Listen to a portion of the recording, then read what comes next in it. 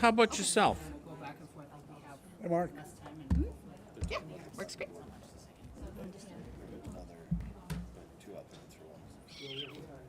Okay. Live. Are we ready? There you go. Oh, no. yeah, Yeah, I'm and a good one. all right. We are ready. Heather, do you know where the audio is coming from? Should I have the microphone on here or not? I think what we did is we unmuted one of us when we were talking before, Okay. and that's it. Rob, I just want to check. Can you hear me? Yes, loud and clear. All right. So he can hear me. Thank you. Yep, good. Okay, so we have Rob Pelzarski tuning in for the planning board by Zoom. So I'm going to go ahead and just open the select board meeting for Monday, July 10th, 2023. It is now currently 7:01 p.m. and we are in the training room at the Public Safety Complex. First on the agenda, we have some consent items. I know you'll want to open your meeting. No, we'll wait. So we have 3 items that are on here, but I believe we're going to skip over number 2. Is that correct? So we have just 1 and 3. Number 1 is to approve the meeting minutes from the regular meeting held on June 26, 2023. And then number 3 is a request from the Paxton Police to use the parking lot at Paxton Center School on July 30th, 2023 for the rescheduled bike rodeo, which you should have received information on in your packet. So I'm going to ask, is there any objections to any of the consent items? Those 2. No objection. Hearing no objections, I'm going to declare that that has passed. Okay, I just had to edit to possible minutes. That's all I would just wanted to talk about because I was mentioned in. Oh, what have you got? Well, there was a communication between Carol and myself about when the Gibbs Realty were here and about the sign. The towns are exempt, and they are. I understand that for the sign, as long as it was the placard that they may want to attach to whatever signage you put up. I made the statement, as long as they complied with the current zoning, there would be no issue. And then the answer that I got back from Carol was that towns were exempt. So I think we just had a misread on where we were each going. I Okay. kind of understood where she was. Yep. I just wanted to make sure you understood what I was referring to as with So the is question. the proposed change to the minutes? Well, I'm at it, the way it read, it didn't come out the way that it was meant. I'm sure Donna can just make that a friendly change. Yeah. She knows what. Is that fine with everybody? Just Yep. to make it a little more Thank you. succinct. Okay, perfect. Thanks, Donna. All right. Based on that change, I'll move to approve the consent items. We don't approve them, but yeah. We can move them. Okay. Bear with me. Okay. Now, next up is we have the planning board is here for the appointment of a vacant position. I want to check to see if anybody wants to put forth. Oh, where'd the sharing go? Because I was looking at that. Hold on. Oh, I'm sorry. That's all right. I got it. We also have on our agenda a policy for boards, committees, and commissions to fill vacancies and make appointments. And does anybody feel the need to put that forward first, ahead of this? No, because I think this complies anyway. Okay. This appointment will comply. I Perfect. think all the appointments that in think- number 3 will comply. I think they do too. Okay, perfect. So Neil, if you In town for over 50 years, raised his family here, and it's been a tremendous service to the community, both in raising his kids with coaching and working with the community and this and that. But I guess also at the planning board level, he was a tremendous asset in terms of the skill set that he brought coming forward with that.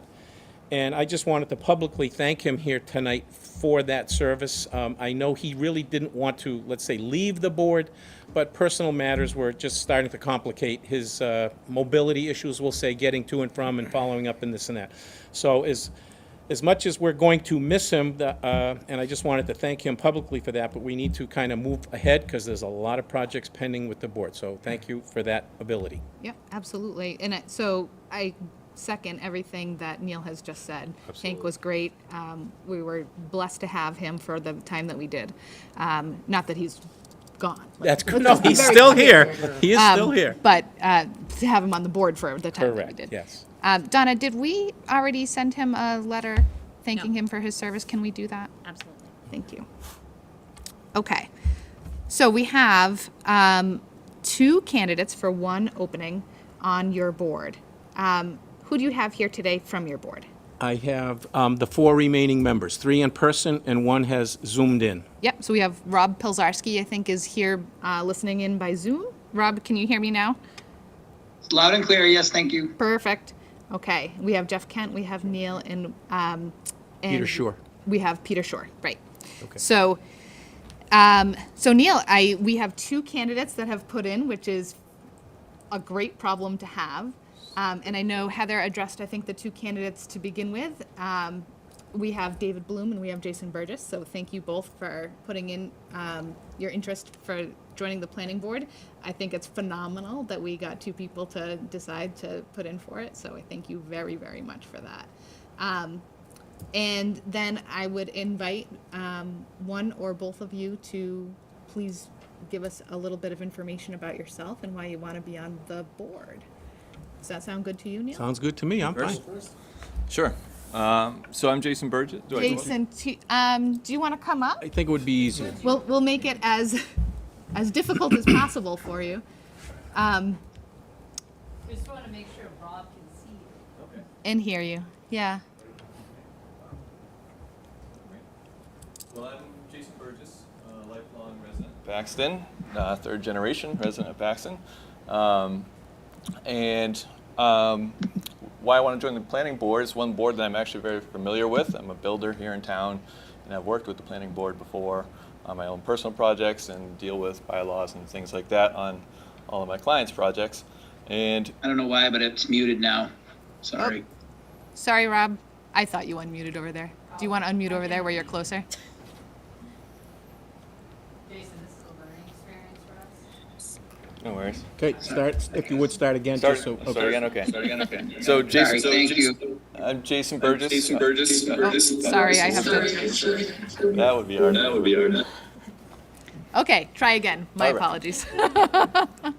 I'm Jason Burgess, lifelong resident of Paxton, 3rd generation here, and I'm a local builder, so I'm very familiar with bylaws and working through the towns, all the surrounding towns as well. I've personally worked with the planning board here for my own property, and I know the importance of having the bylaws and enforcing the bylaws here in town, as I see them in other towns that are different and maybe not in a good way. So I like that about Paxton. I want to keep Paxton the way we like it, and even though I'm a builder, I'm also an avid sportsman and outdoorsman. So seeing rural, outdoorsy, keeping the town beautiful is also very important. So I think that's all I got. So Great. is there Any questions for questions? No, I think it's great to see a new face. Yeah, Jason? Yes, absolutely. I agree. Really do. I'm thrilled. Okay. Go ahead. Question.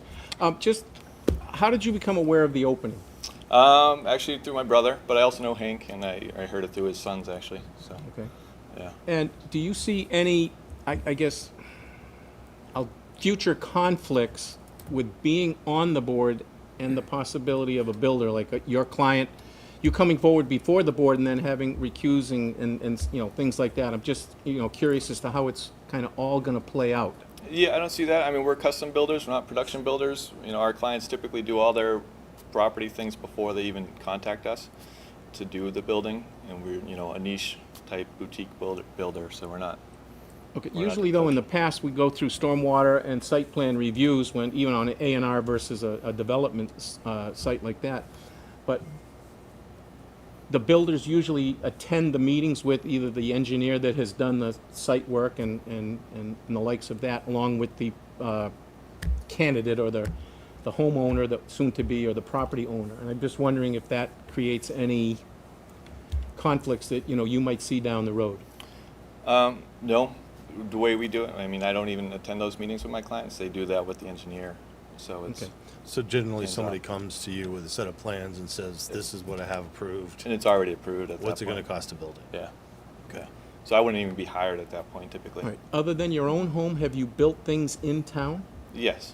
Could you just give me an idea of where or what they were, the scope of the work? Yeah, we built a large single-family house up on Davisville Road that followed all the stormwater management stuff. That was very expensive. Was that but the house with the in-law apartment? it also has an in-law apartment. Okay, Yep. okay.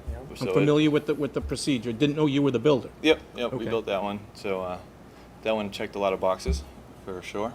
And also, I mean, I was involved with several other build houses in town here. One on Laurel Street, big single family house, as well as one on Brooks Road. So, but done a lot of, been here my whole life, so done a lot of work in town. Great. Yeah. Thank you. Anybody else? And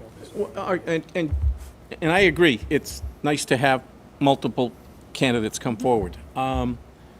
This being your kind of first go-round at this, I wondered if your skill set, this is just me thinking, an individual one, but if your skill set might better serve the town with one of the other openings that may be right now, like the new DPW Building Committee, or the possibility of the Economic Development Committee, that you are a business owner in town and they're looking for members. That's one of the things we talked about last meeting with the select board, that we have vacancies and we have these. And I just wondered if you had any interest in any of those. You can serve on multiple boards, committees, and whatever, but I'm just kind of throwing it out there. I'm not sure if you're aware that those had openings on. Yeah, I wasn't aware of those, so it's the only board I was mostly aware of. So, Okay. yeah. All right, anybody else? Any other questions? You understand this is an elected position and that you would be filling out Mr. Stitson's term. Mhm. So with that said, if you are selected, you're making a commitment that you would run for a full term? And I can't recall when Hank's term. Hanks runs No, out yeah, next. It goes until the next election. Right, but the term also ends with the next, so if you're appointed, you would serve through the next annual election, town election, and then if you chose to run Right. for re-election, it would be a 5-year term after that. Yes. Just, I want to make sure it's all out It's there. appointed until the next There's one more year. election That's nice. in May. Right, he's got 8 months left on this appointment. Mr. Stinson. Yep. Yep. Gotcha. Okay, Yep. That's all I got. okay. Anybody else? Okay. No. All right, thank you. That's it? Thank you, Jason. All right. Thank you. Mr. Bloom?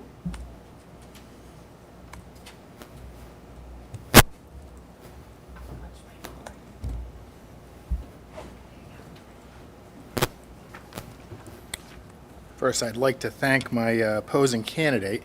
It's it's a thrill to have people involved in the community, and like I have been involved for the last couple of years on the Capital Improvement Planning Committee. Little history about myself is I grew up in Holden. I went to Wachusett Regional High School. Had a lot of friends in Paxton, and then when I graduated, I moved to New Jersey and started a career at AT&T Bell Laboratories. A few years ago, I had the opportunity through COVID and through the virtual work to actually move back to the area. And me and my whole family moved to 489 West Street and been very happy there ever since. So love living in Paxton, and like Jason, want to see it stay intact the way it is. I remember this town when I was younger in high school, and it really hasn't changed much. It's kind of nice. Some of the other towns have changed a lot. So a little history about myself. I went to the University of Lowell in Lowell, Massachusetts. I obtained a bachelor's and master's degree in mechanical engineering. I've spent my career of 35 years in various engineering and management positions, all in system development, either in cellular side or in defense systems. And in that type of work, it's very spec and document-based, so I'm very comfortable with going into the rules and bylaws of the town and applying them to whatever comes our way in the planning board. When I was in New Jersey, I was elected to their town council, which is kind of equivalent to the Board of Selectmen, for 10 years, and served on the town and made a lot of improvements to our town, which is very, very satisfying, and why, when I moved back to Paxton, I immediately contacted the town administrator, which was Carol at the time, and found out what was open and got involved in the capital planning improvement committee. Let's see, when the town council position in Mine Hill was an elected position, so I've run for election and re-election 3 other times in the past and understand what's involved there, especially if there's somebody running against you. It's a healthy thing to have in a town. I think that's about it. My interest in joining the committee is I felt it's aligned a lot with my skills and my background and my ability. When I was on the council in Mine Hill Township in New Jersey, we had the responsibility of approving any planning board committee members and also providing oversight. The government's run a little different there. What we had to do is budget for legal and engineering resources for our planning board, and anything that became entangled in either of those areas, the council would get directly involved. And so I had 10 years of experience involved in activities that were going on in that town, and found it very, very gratifying to come up with solutions that I think work best for our town and that the homeowners in the town appreciated. And I would do the same here in Paxton. And I found it really gratifying to getting out in the public and hearing people, hearing what they have to say, especially come election time when I was running for re-election. Sitting down at the dining room table and having a 1 hour, 2 hour chat about the issues that concern them. That was it's time consuming, but the time when you're having fun just goes right by. So it was very, very gratifying. So with that, any questions for me? David, will you continue on the capital committee? Oh, yeah. Okay. No, I'm enjoying that, and I like the team that's in place, and it has its challenges, but anything worth doing has its challenges. I'm going to ask the same question that Neil asked. I mean, would you be interested in any of the other boards? Sure. Like the EDC board, because to me that's a critical board right now. Mm-hmm. We have to figure out how we can make Paxton. We need to develop somehow a better tax base so Yeah. that it doesn't, completely fall on us. Can't take the back, No so. one in the back of the room can hear anything that's being said. Oh, really? Just so you know. So I would just ask the same question that Neil asked about being willing to join other boards like the EDC committee, or, how can we help Paxton businesses grow and not change the culture of Paxton or the small town feel? Yeah, I never say no, and I got involved in local politics at the town of New Jersey. The mayor was my friend, and he had just been elected, and he asked me to fill his council seat. And I told him I didn't want any part of it if it was going to be politics as usual, because there was a lot of politics in our town. And he went through his agenda, and it was very, very uplifting and building of the town. And I said, I'm on board, but if it goes in a different direction, then count me out. So for the last 10 years, we made a lot of improvements, brought natural gas to the entire town, had a sewer project that was approved for the entire town. It's a more dense town than here, but these are major infrastructure projects that for decades people had wanted, and we finally were able to get them put through. So very, very satisfying for me. So of course I'd be interested in talking to you more about other opportunities, and as long as my plate wasn't overflowing, it's all good. Well, you guys have both raised your hands, so you're in for something. I'm just saying. Sure. Honestly, Yep, thank with you. that background, with our Economic Development Committee, sewer and utilities are a big issue in terms of holding us back from being able to do some kind of Sure, development. And so that skill set would be fantastic Okay. So- Yeah. on that process. Follow up on that point, if I may.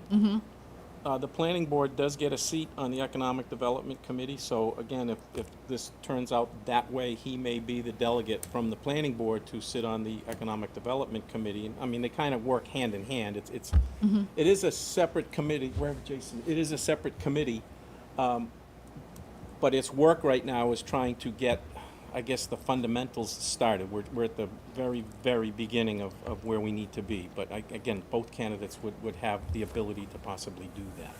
I know last meeting we were here, and because we needed somebody from the planning board, and our representative, I guess, had decided he did not want to continue on that, so I kind of said I'd throw my name out there. But again, with changes coming like tonight, I mean, I'd ask that you take my name out of the possibility at this point till we have a meeting to meet as a full board, whatever that may, whatever the complexion of that board is, and then come up with a decision at that point.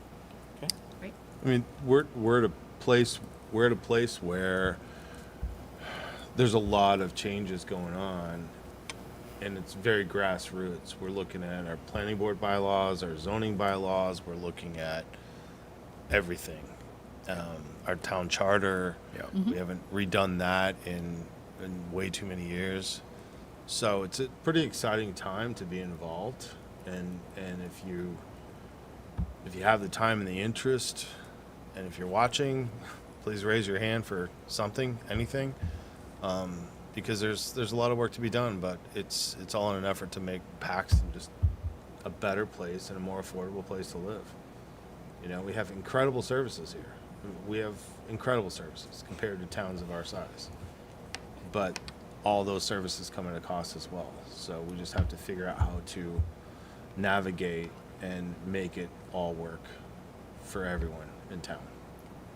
So, all right, I'm off my soapbox. Okay. One other thing I wanted to mention is when I moved here, I had employment in New Jersey.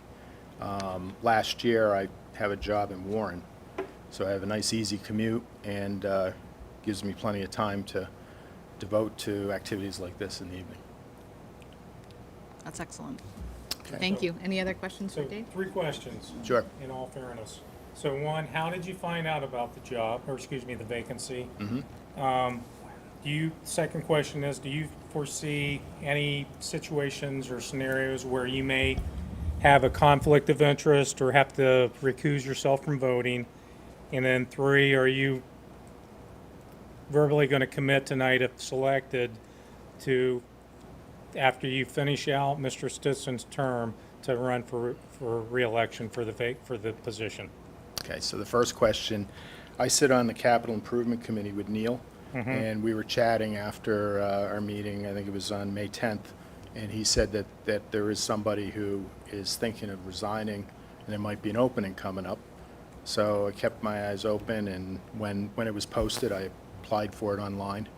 I attended, let's see, the meeting on July,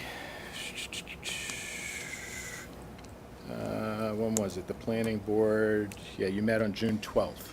And did that for 2 reasons. One, my neighbor had a proposal that was going against the board, and I wanted to show support, because I'm actually agreed and working with him on the variance that he needs for my property. That would be a time I would have had to recuse myself, but he's approved, and he won't be coming in front of the board again. So I don't see any other time I'd have to recuse myself. And then as far as re-election, I've ran for election 3 other times. I actually enjoyed it. It was pretty satisfying. And the most satisfying, to be honest, was when I had a direct competitor, and I was pretty much unknown in town, and I won. So that was, the others were no competitors. It was just going through a re-election. So either way, I would put my best foot forward and make sure the public in Paxton knew what I was about and what I was for and what I was going to do on the board for them. Okay, thank you. Hey, Rob, You're up here? can you hear us? Oh, we can't. Yeah, I can hear we you. can't hear him. Got to All unmute. right, do you have any questions? We want to who's- make sure who's you're muted? involved in this thing. Do you want to mute on your end, and I'll put my volume up on this end?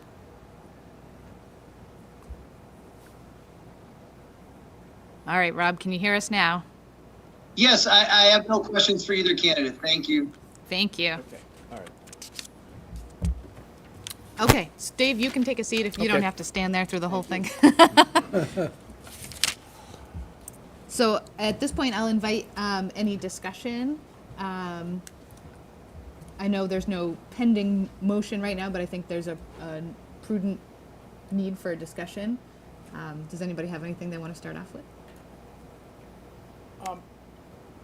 No, I guess nothing I'm gonna say pertinent. I don't wanna sit here tonight and discuss pluses and minuses of either candidate. I think they're both qualified. So as I said, Yep. having said that, I just was taken aback this morning when I got Heather's email that we had a second candidate that just kind of popped up last night or yesterday morning or whatever. And, you know, for whatever reason, it didn't give me a lot of time to digest kind of what had happened. So I was just a little concerned, is all I'm gonna say. I think it's great that we have two people. I don't want to discourage any community activity by either person that's here. Nope. So I just wanted to make sure that, you know, as I said, it's kind of just the way that it's gonna play its course right now. So having said, I'm good with that. So you guys have any comments? So I will add one thing. I think we have two fantastic candidates. I'm thrilled that we have two to choose from. Like, this is not a common thing that we have to deal with. So hugely satisfied with that. We do have on the committee currently a capital improvement planning committee member. And if we put Dave on the committee, we would have two members of capital also sitting on planning.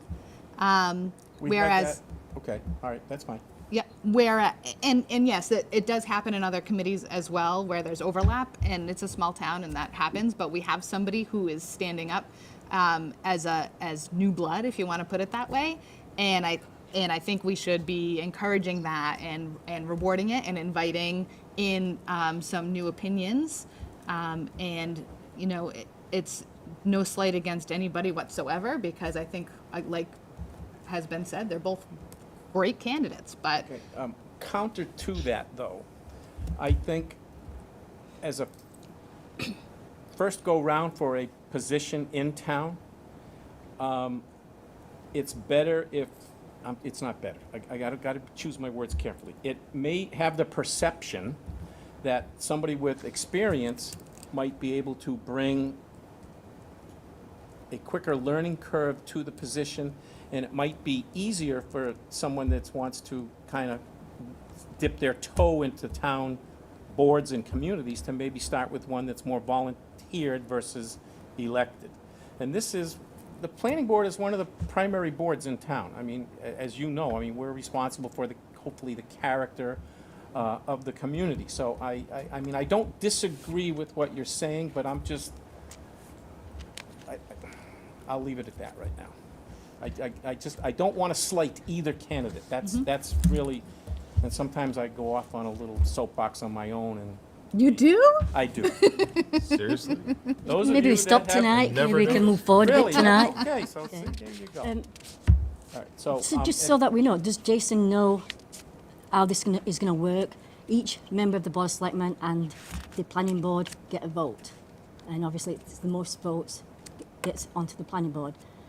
If that happens, this other person can still run next Absolutely. May Yes. for that Yep. position. when it comes to election time, absolutely. And if it's Jason that doesn't get it for whatever reason, then you've got 8 months to find out about the Planning Board. You might not want to even join after that. But That's actually an Well, excellent, that's an yes. excellent point. So, yes, In thank 8 you. months to serve on the Economic Development Well, Committee. which I'd like to see him on as well. And the ZBA, I think there's some vacancies on there. Is there vacancies? There's three, yes, I've just checked.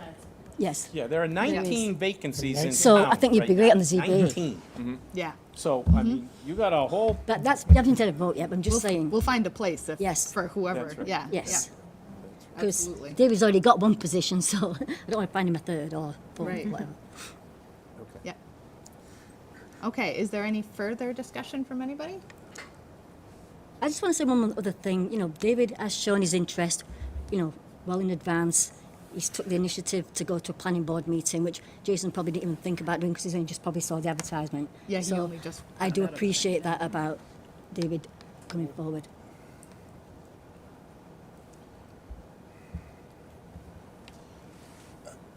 How do you want to proceed with taking vote? I think it's still Would it, thinking.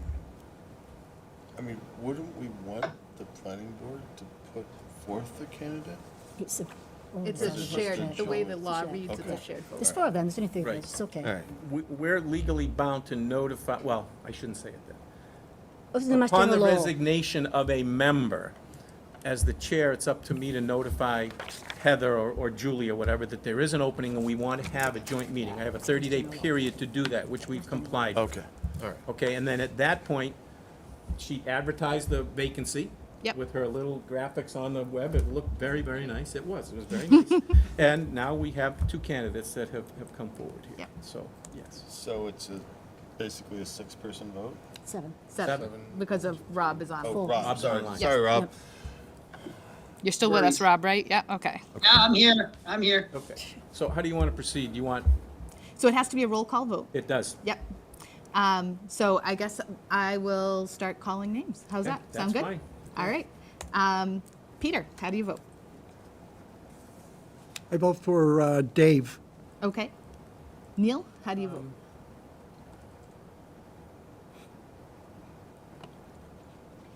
I feel the same way. I'll vote for David Blue. I'm just moving clockwise around Yeah. the room. Jeff, how do you I vote? vote for Mr. Bloom. And Kirk, how do you vote?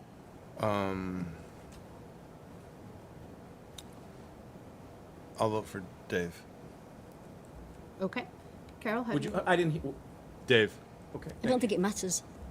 I don't Well, either. at this point, But it's it moot. does. All the votes Yeah. need to be you can, It is a roll call, so it has to be. correct, that's why. And we have to Right. get Rob too, so. Yeah. Okay. I vote for Dave only because I know that the reasons I mentioned, he's been here ahead of time and he's done the work to know what the planning board is. But I really want to encourage Jason to go I forth agree on with anything. So it's no disrespect to you. I do as well, so, just so you know. We're not going to let him out of this room without somebody No. lassoing him. He is- not. Definitely he's not. Not Absolutely. leaving this room without blood. Yep, yep. You want to call Rob? Rob, go ahead. What's your vote? Yep. What about you? Yeah, I'd like to put a vote for Dave Bloom. Okay. And Thank you. I'm going to be the lone wolf here. I'm going to vote for Jason. It means nothing, but I just want to show that support, Okay. honestly, for a new face coming in. And absolutely nothing against Dave. I think he did all the right things. He Yep. put his information in and attended the meeting and obviously is very interested and very qualified for the position. But it's ceremonial, I guess, at best. But You got half of my vote as well. I got half.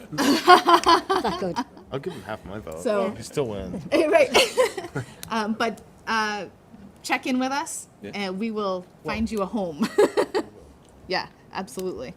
All right, so I guess that's that. All right, so the only thing we have to do is David needs to be sworn in by Yes. the town clerk before next Monday's meeting. We have a meeting Monday night.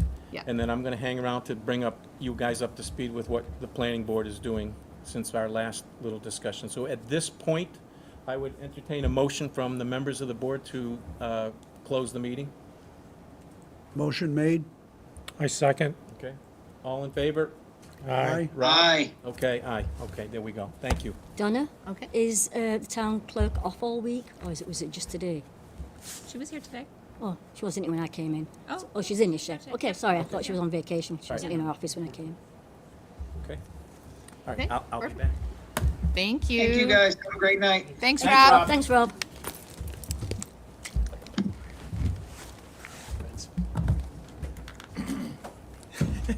I guess I'll leave the Zoom going just because you can use it for sharing Listen. purposes, right? Time to go check in. Oh, okay.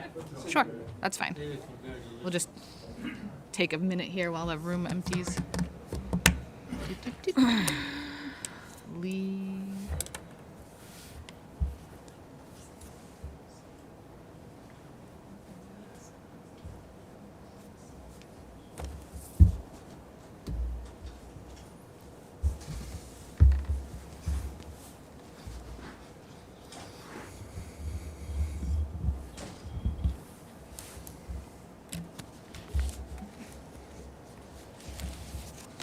Okay. Are we ready to move on? I think we are. Yeah, I think so. Excellent. So next up, we have Mark Love to talk about the Capital Improvement Planning Committee appointment of a vacant position. Go ahead, Mark. So I'm up? You're Yeah. up. I think That's how it reads on the I think agenda. we all need to talk louder because I'm having trouble hearing too. Oh, really? Okay. Yeah. Come on. Are you guys having difficulty in back? Lots of, yeah. Come closer. We don't bite. I promise. The ventilation here is not. Oh, is not that? quiet. All right. Yep. It does make sense to stay in, because then I can keep closing. Oh, did I already close it? No, I'm still. Okay. hanging on. But I don't know if I can do this caption.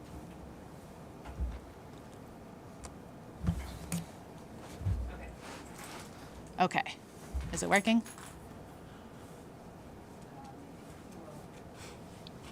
Now it's Yeah. Okay. All right. Go ahead, Mark. So some of what I'm going to say is not new information, but the our committee has an opening, and William Trotter has submitted his letter of interest. We think timely and perfectly according to Hoyle in terms of how the rules were at the time. Communicated with the town clerk on her recommendation to write a letter to the select board. He did do that. He submitted his letter as early as May 16th, almost 2 months from this evening. We've been waiting for this particular evening where it would come before the board for affirmation. It is a position that, or a candidate that, as the chairman of that particular committee, I strongly endorse. I think one of his feature qualifications is he was a former select board member. That may not qualify for select board members to be members of all boards and commissions, but I think it speaks well. In his particular case, he knows the community, he loves the community, he served, he ran for office, was not successful, but wanted to serve and stepped forward when he saw this particular position that was available. He wants to offer his apologies this evening, but he has a important family matter, and I would simply, in the privacy of that, I would just simply say he's where he should be this evening, and I'm happy to represent him, and I'm happy to speak favorably in terms of his candidacy, and we would love for that to be voted on this evening, because as the planning board just said a minute ago, I would say as well, we have a lot of work to do. And he would add to the quorum that would allow us to meet and begin to conduct that particular work. So I'd ask for the board's favor for his appointment this evening. Okay. So there's no other candidates. It is Bill Trotta is it. I will entertain a motion. I'll make a motion to appoint Bill Trotta to the CICP committee. I'll second. All in favor? Aye. Aye. Aye. All right. So that's all set. Thanks, Mark. Okay, thank you. And then we have a library appointment for a vacancy. Is Chris coming in? No. Who was the candidate? I don't have that. Rachel Stone. Thank you. Rachel Stone. Thank you. I did speak, as I mentioned earlier, I did speak with Pam on Friday, sometime last week, along with Cindy and Anita, relative to COA and library positions, and letting him know that, we're trying to get the word out just so more people know about them. Let them know that those positions may not be appointed this meeting, potentially up to the board. Okay. So that makes sense. So, what, So that So- position hasn't been posted Okay, for the all right. requisite period of time yet. At least on the same manner that we've been trying, right? We've been Like, trying It's to been do. posted on the website forever, but you have to go hunt it. We're trying to reach out on social media and put the postings up, and we'll try to work some of them up a little bit more, make them exciting. Try to gain some interest. Okay. All right. So we'll put that back on the agenda for the next meeting. Presumably at that point, it will have been out there for long enough on all the platforms that we hope to post things on. Okay. Cheryl, you're up. Come on down. So Cheryl's going to give us an update on the land use department.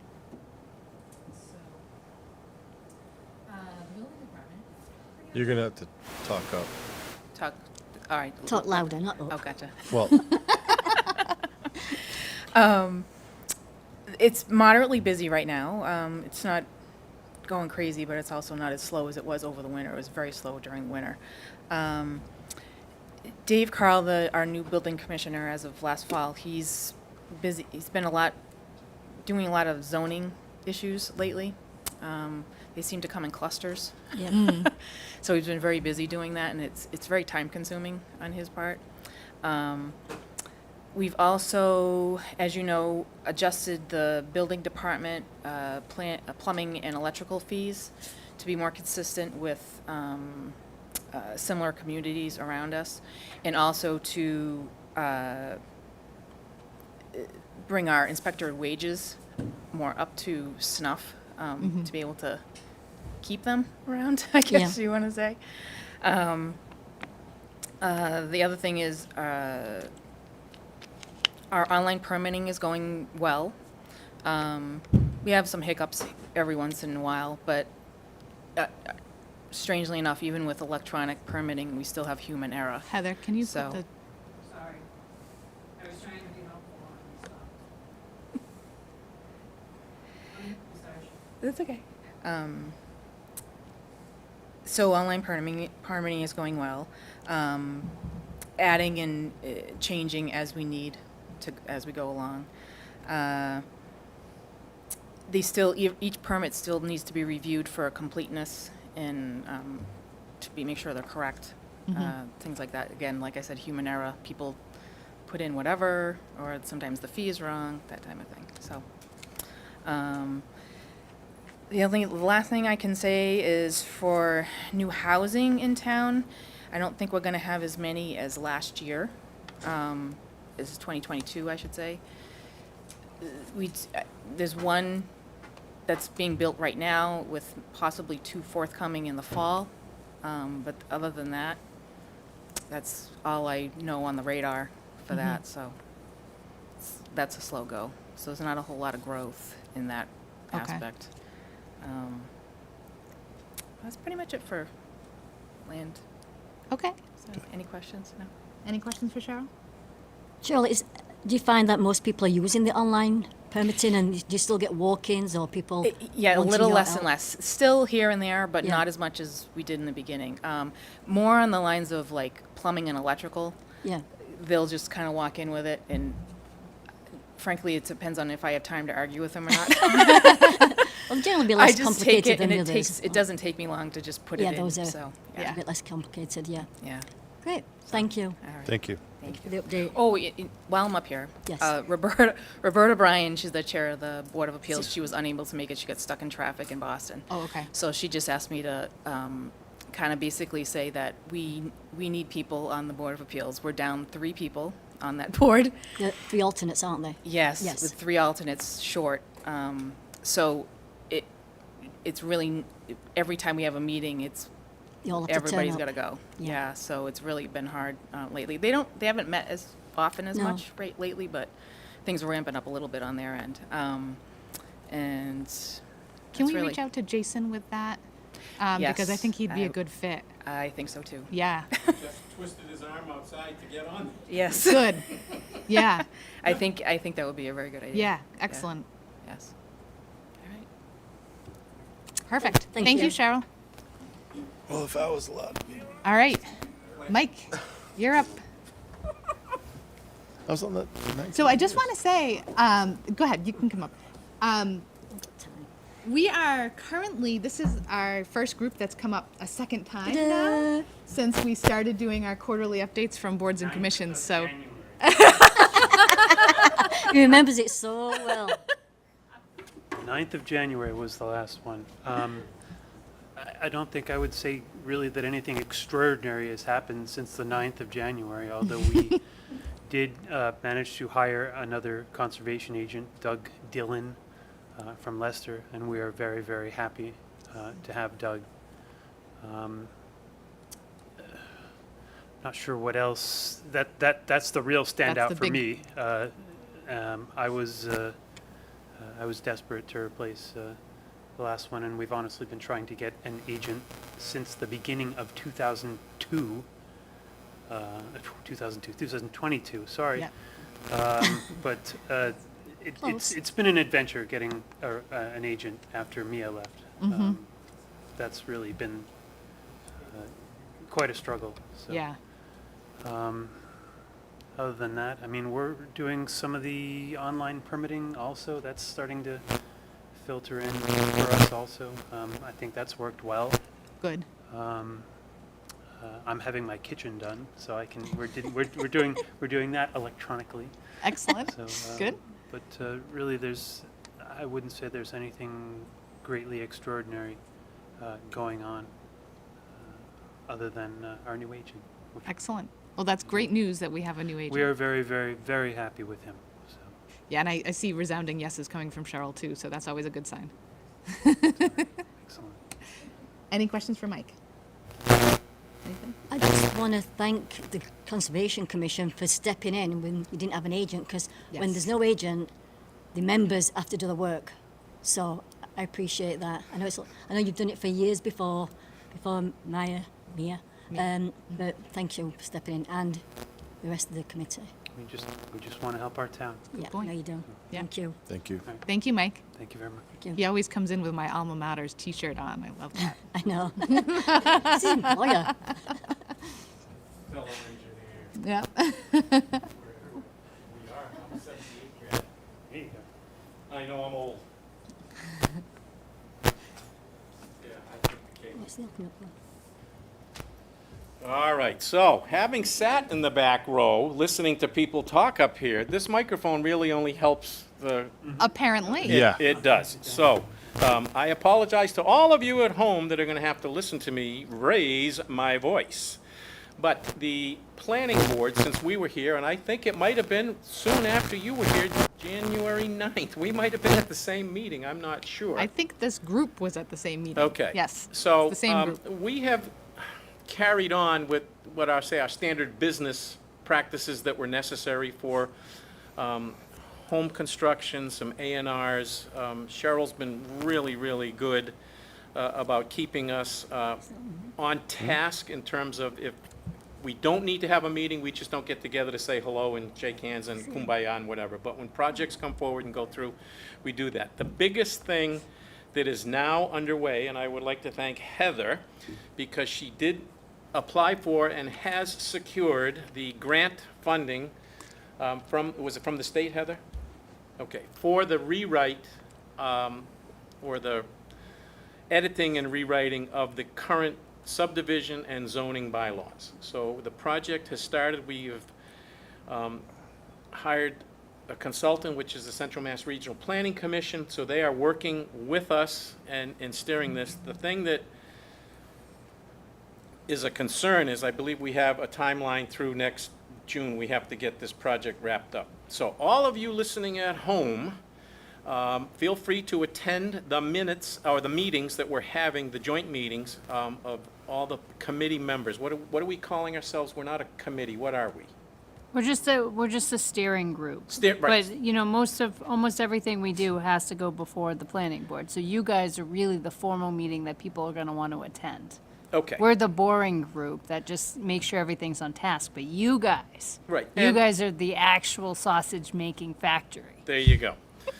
All right, so we're about to turn it up a little bit because we need to go through each section, and anybody at home that has some concerns or issues with current zoning or subdivision, if you would like to go online, get a copy of the current rules and regs, and maybe redline them and bring them to a planning board meeting, we would love to have your input, because as we break this down into modules, and I believe there are 6 or 7 modules between now and January, because we have to have this come to you as a warrant article for the annual town meeting. As I said, it's a very quick, condensed timeline. Last time we did it, it took 18 months. We're trying to get it done in 10.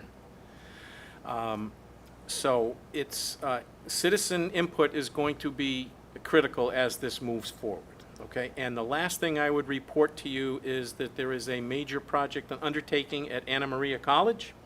It is going to be performed in several phases. Phase 1 is coming before us next Monday evening, but it is a major redesign of the campus in terms of layout of roads, of buildings, adding, there's an athletic complex that's going to be put before us, and again, if you're in the area on Grove Street and near the college and you want input, please come to the meeting. All abutters have been notified. There is a stormwater and site plan review next Monday evening, and I don't think it'll be resolved in a single meeting, but it's so important that the abutters or the people that, in terms of traffic, anybody on Grove Street or anybody in town that has a concern, we need to know about it as this moves forward, because when we put the stamp on it and it starts to go, it's too late. We cannot put the genie back in the bottle once it's uncorked. So we are your board in terms of the planning board is your board in town, and now that we are a complete 5-member board, that will help us significantly.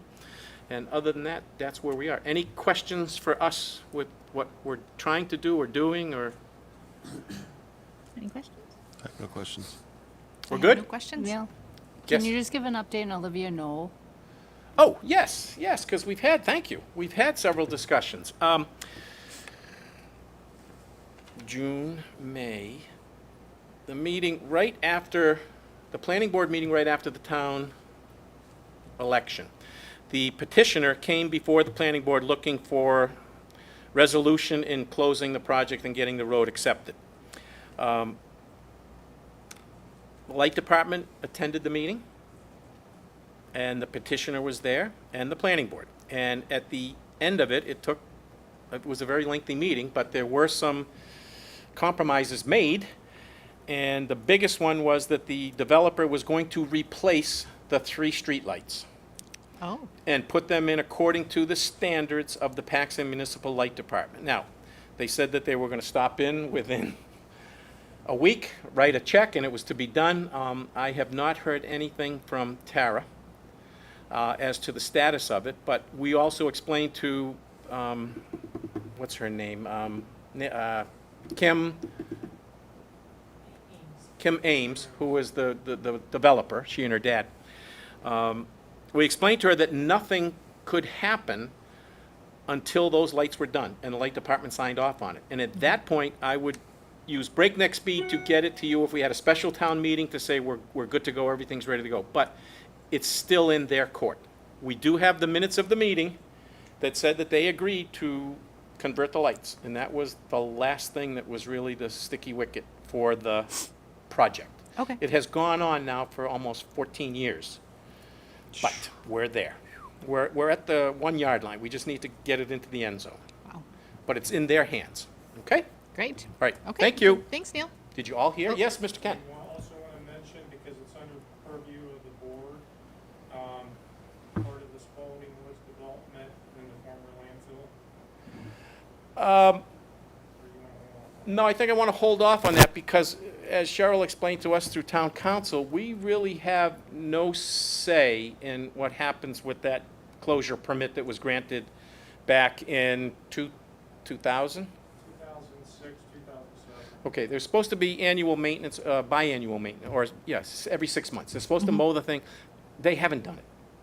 They know that, although she said they did. We have pictures, and I'm not going to argue with them about that. What we've done is we've had Cheryl reach out to the state. It's DEP, correct? Because they were responsible for the closure permit. And there were conditions given in the permit in terms of surety to continue maintenance or whatever. But according to town council, Cheryl, please correct me if I'm wrong, but it's out of the purview of the board. We cannot hold the project up for non-compliance with the permit process to close it. Okay. So it's there, and who knows what condition the cap is in right now because of the trees that are growing on it and whatever. But we're going to take care of the lights and the utilities and all of that stuff, and then we're good to go. Okay. Okay? Great. All right, thank you. We'll see you Thanks, Neil. in September. No, we'll see you in November. Okay. Under new business. I saw Robin back there. Robin, would you mind coming up? With the gun. It's Sarah. I didn't even realize. And Roger, come on up. Yeah, so.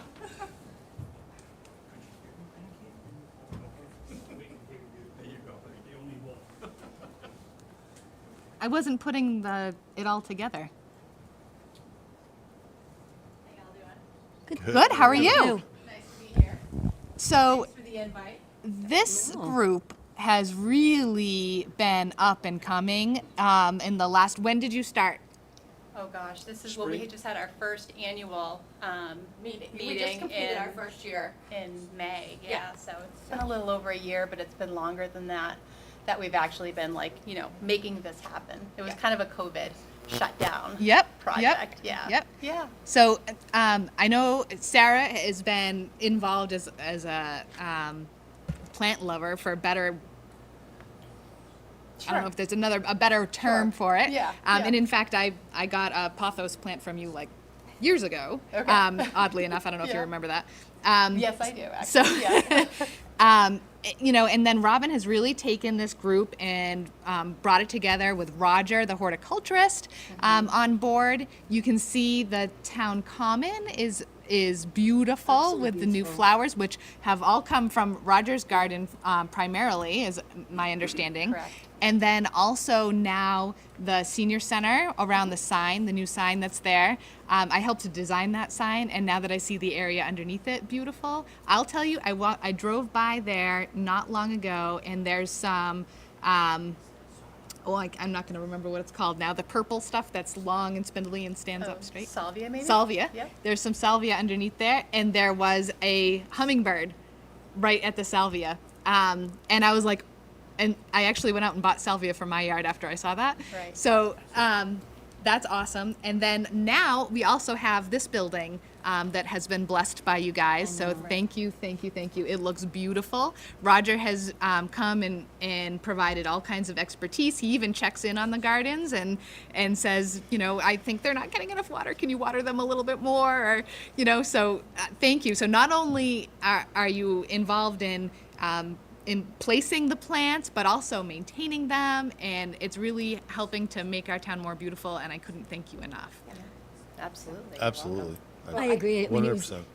Roger contacted Kirk Yeah, so, initially. Yeah. yeah, initially, Everything- with yeah. that conversation and then my attending the meeting to understand what it is that he wanted to do on the memorials, because I was involved with the Memorial Day Right. Committee, which I'm since retired from. But at the same time, Sarah was creating the garden club. She's the president of the Paxton Mass Garden Club, vice president. Roger's our community service chair, which we're very grateful for. And it just all sort of happened simultaneously, which is wonderful. Exactly. We're just coming off our first year, and we're extremely grateful for the support of the community and our members. We're very lucky that Howe's Farm and Garden here in Paxton has been donating plant material to us complimentary for quite a while now.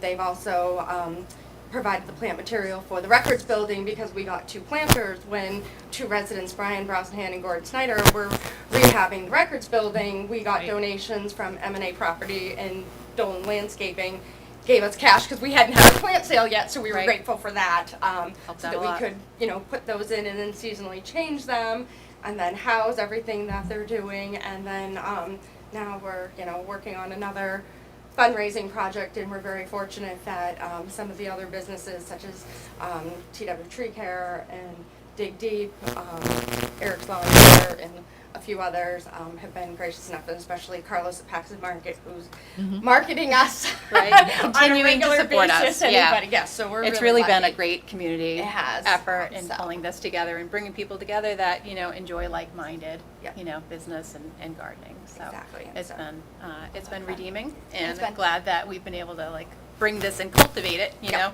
no pun intended, to, you know, bring it to where it is right now and, you know, foresee that it's, you know, going to last even longer. So really, you know, yeah, so thankful that we have such a strong community here that's willing to do this. And we're back up to 88 members as of our, super excited. as That's our, amazing. so 85 84, members. and we 84, started out yeah. with like 30, so we're really Yeah. excited Yes, about that. exactly, And yes. the fact that we can offer, you know, programs to the public at large that are, you know, not just for the garden club. So Yeah. we do a lot of partnership with the library, which we're very grateful for. Right. Yeah, so thank you for acknowledging the hard work that's been done on behalf, you know, from Roger and, you know, our watering crew and what's happening here. Yeah. So, yeah, So, it's joyful. Robert, you mentioned a fundraiser. Is it for a specific thing? Yes, actually. Do you want to explain what that is? Has been working. We've been working with DPW. Travis is absolutely fabulous. Yeah. We cannot thank him enough for all of the support. And so, in order to help maintain the beds on the common, we are working with him to try and get a couple additional spigots on the common. And, you know, we've got some pricing from Travis, which is outside of our financial needs, you know, means at the moment. So we're looking at doing some community grants. We did a letter campaign to like-minded businesses that have a vested interest in landscaping and stuff, and they've been super generous in donating to us. So we're very grateful as we're working towards that. So, how much more do you need? Did you know? We're at, so in order to put the extra spigots would be 1,400 and change, rounded up to 1,500 because it's nice for the math. And we're at 560, so we're getting there. You're about a third of the way there. Third of the way there, we're getting there. So we're hoping, you know, Country Bank's been a wonderful banking partner for us, so we're hoping that, you know. You can apply for Yeah, grants apply through for them, grants yeah, which we and, would you put know, towards that. Carlos has a donation box, and he's very generous to, you know, encourage people who want to drop anything and to support it because it's your park essentially. I mean, it's your front yard, so it's been wonderful. Oh, and Travis's trash can that's going up on the common in the next couple of weeks, so Oh, good. that'll be really nice. And the Boy Scouts were great to restain the park benches that are on the common as well to really make it a pretty front yard. From my point of view, I'd like to thank the select board for originally accepting my request. And, you know, I think I've got an axe to grind because I've been in horticulture all my life. And I think the place looks a whole lot nicer when there are flowers around, and, you know, it lifts everybody's spirits. It's pleasing to know that there's hummingbirds. We want to get hummingbird feeders and so on. But the whole thing will only progress if there's volunteerism, if there's people that will come out of the woodwork. It's a community exercise. We really want to get down to the grassroots. We want to get the kids involved somehow through the schools, whatever, Boy Scouts, Girl Guides. The chief of police and fire chief, you know, when they discussed the project out here in front, there's weeding that needs to be done. Unfortunately, weeds grow because weeds grow. That's what they do. And they detract from everything, but they need to be removed. There's some weeds out here that need to be cleared up. Our watering crew will take care of weeds on the common and so on. There's no point in doing the exercise if you don't do it right and if you don't follow up. So stuff needs to be watered. We want to be as economical as possible. We're putting in systems.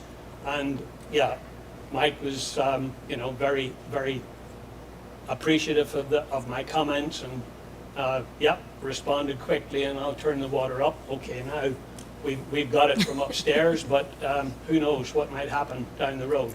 So it's all a question of follow through, and if you don't follow up, then it just basically is a total waste of time and it looks worse. We need to make sure areas are mown and so on, and that's why we want to put in systems, because if we need to water, we don't want to get into Travis's way. And, you know, that's the benefit of a system. I mean, he's even gone further rather than just a spigot. Well, we can put a pipe in there to work on your timers and your soaker hoses. So it's all a one big project, but it's a community project, and I think everybody feels happier. So if you want to get involved in the community, follow us donate. on Facebook, check out our website, and lots we will happening. be happy to help you help us. So Awesome. thank you very much. Yeah. Thank enjoy the you colors. very You guys a Thank ton. you so much. Thank I you. appreciate it so much, I really do. It's beautiful. Thank you. Yeah. Right, it's changed a lot. It's nice seeing people enjoy the common, too. Yeah. It is Yeah. really nice. So. Yeah, I've definitely seen more people down there. Yeah. Yeah. Yeah. So I saw somebody use their the common as a backdrop for their newborn baby photos. Stop it! Aw, that's awesome. Oh, that's amazing. It is, so that was really Yeah. exciting to see. You wouldn't have done that a couple of years ago. No kidding. I know. So Wow. thank you very much for your support and your recognition. We appreciate it greatly. And we'll We keep can't you thank you enough. No, we rest, can't. and you'll Right, just thank keep you. seeing color Right? keep growing. Yeah. Doing our best. So, Super happy. Thank you so much. thank you. And You're can we welcome. send a letter to ours for thanking them Yes, for we absolutely donating? can. Yep. You're welcome. Donna, can you Yep. put that together, please? Thank you. Okay. All right. It's a nice- Unfortunately, the rest of the agenda is far less I exciting. know. So next we have the zoning bylaw for signs that was brought up at the last meeting, as Neil had pointed out previously. And, I brought Cheryl. okay, great. So I had Cheryl take a look at the zoning bylaws because she is our guru on these bylaws, understanding them front and back. So before the meeting, oh, you're sitting right next to me. No, no, no, no, that's fine. I'll just creep up on you. So,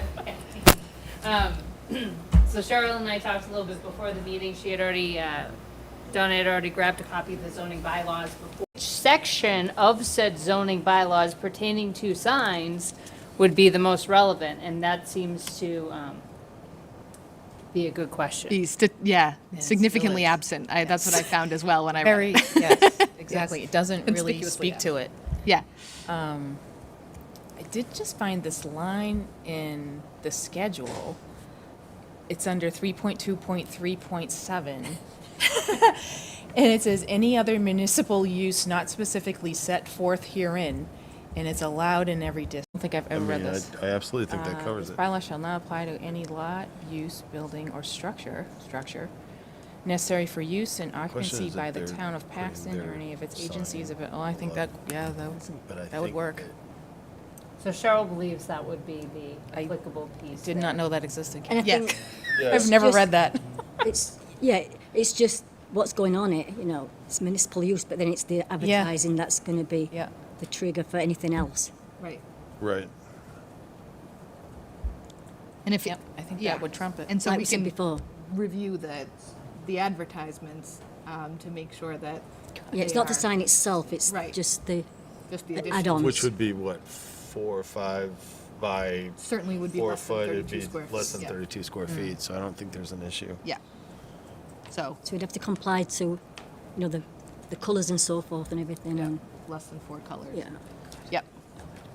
Or 4 or less colors, right? Okay.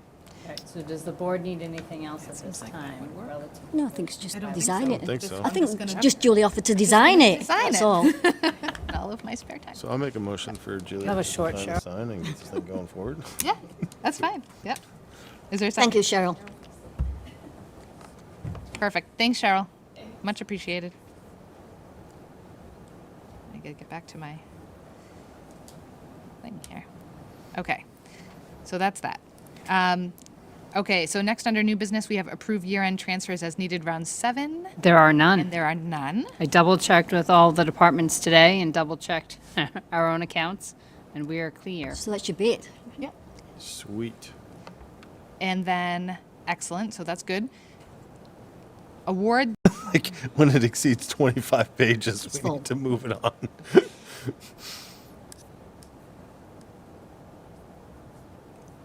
I have it in 2 spots. I'm just going to take it in the second spot here.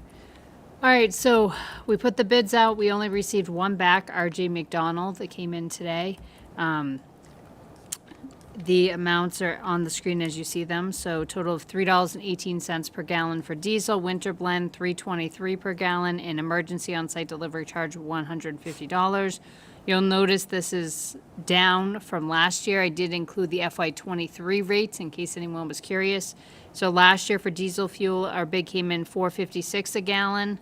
For regular, $4.64 for winter, and it was still $150 for delivery. So it is down over $1 from last year, so that should help us. Always good. Last year, we did expend $55,810.35 in '23. FY '24, we budgeted $49,000, so unless we have a much higher use of diesel fuel than we had last year in the amount, or unless the amount of winter blend is much higher than the regular diesel fuel, we should be in decent shape to stay within those numbers, we hope. Okay. That's the goal. All right. So, but I believe I do need a vote of the board to award the diesel fuel contract to RJ McDonald for FY '24. Okay. I'll Is make there a motion to award the contract to RJ McDonald. Second. All in favor? Aye. Aye. Aye. All right. Back to the agenda. Okay. FY '24 goals for the town administrator. I know we kind of just did this in February, but where we just had the contract signed, or we are signing the contract. It's probably in here somewhere. I have. Signed it all. I wanted to revisit the goals to make sure that we are happy with them as they exist, or if anybody had any changes. I did not have any changes or revisions. You, Carol? I went through them, yeah. We haven't got the updated version of what's been completed and has it. In the Well, back. there's a number of the elements and so forth, so you do have an update on that, but the sheet itself is like 20-something pages. I'm happy to pull it up if you want to see it. No, it's okay. I thought that I haven't got that. Maybe I'm looking at the wrong thing then. Okay. I was looking at what came today, I thought, but maybe I didn't. Okay. So the only thing is, no, it's okay. I'll leave it at that. I'm fine. I'm fine. Okay. So no changes to town administrator goals at this point? No, I still think there's plenty there to work at for There the next is. year. Yeah, I completely agree. Yeah. There was a couple of things that have dates on them that are further out Exactly. than the current contract, which was one thing that I wanted to potentially look at. So, So with those, Julie, if you remember, so if you look at 2023 elements, the column, yep. you'll see like down here, DPW building, there's 6 items total, but only 4 are in 2023. Okay. So we already corrected for that in the last. Perfect. Okay, good. So we're all set then. All right, so no changes then, we'll move on. The next is the select board goals. And I was actually pretty pleased to see the amount of progress that we've made on those. If I can get there. Okay. Does anybody have any changes that they'd like to make? Again, we did just do this, I think in February. I think it was April, was the last update, or March, rather. March was the last 13th? update, March but 13th, it says we here. put them in place, I think, just in February, if I remember correctly. February, January? December. Oh, was it December? Was it that long ago? Yeah, it was December 12th. So this is It's on like a... top. Oh, it is? Yeah. Oh, it is. Yep. So, so here's your status. I think we've made some good progress here. And I wanted to check in. Does anybody have anything that they'd like to review?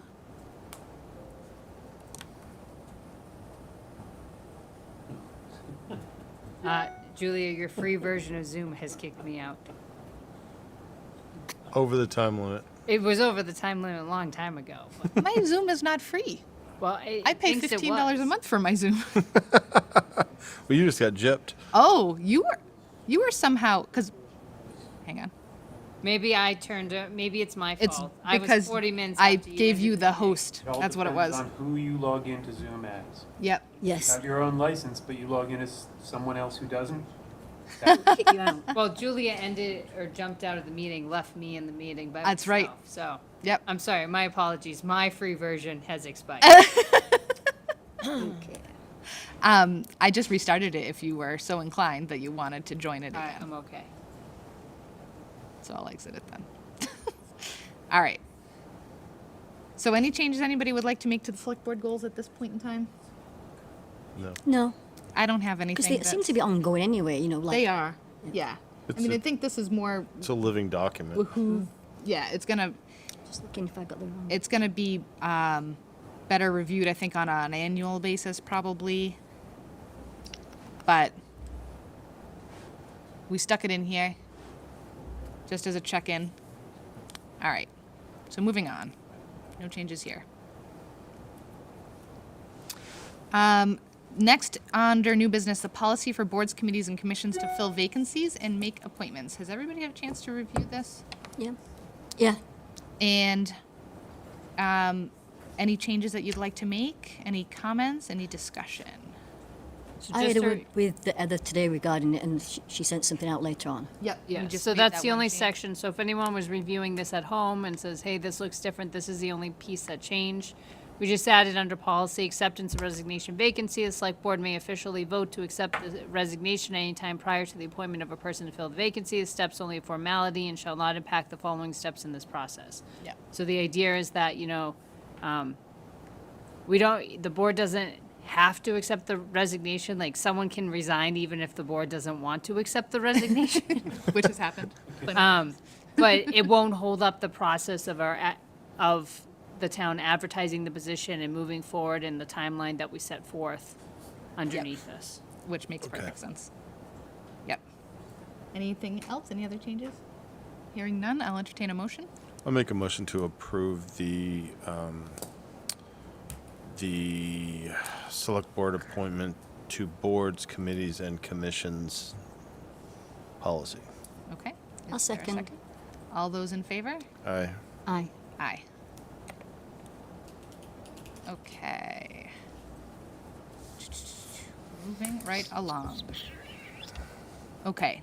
Under old business, award 3-year contract from FY24 through FY26 for contract for assessing software to Vision Government Solutions Incorporated as a sole source provider.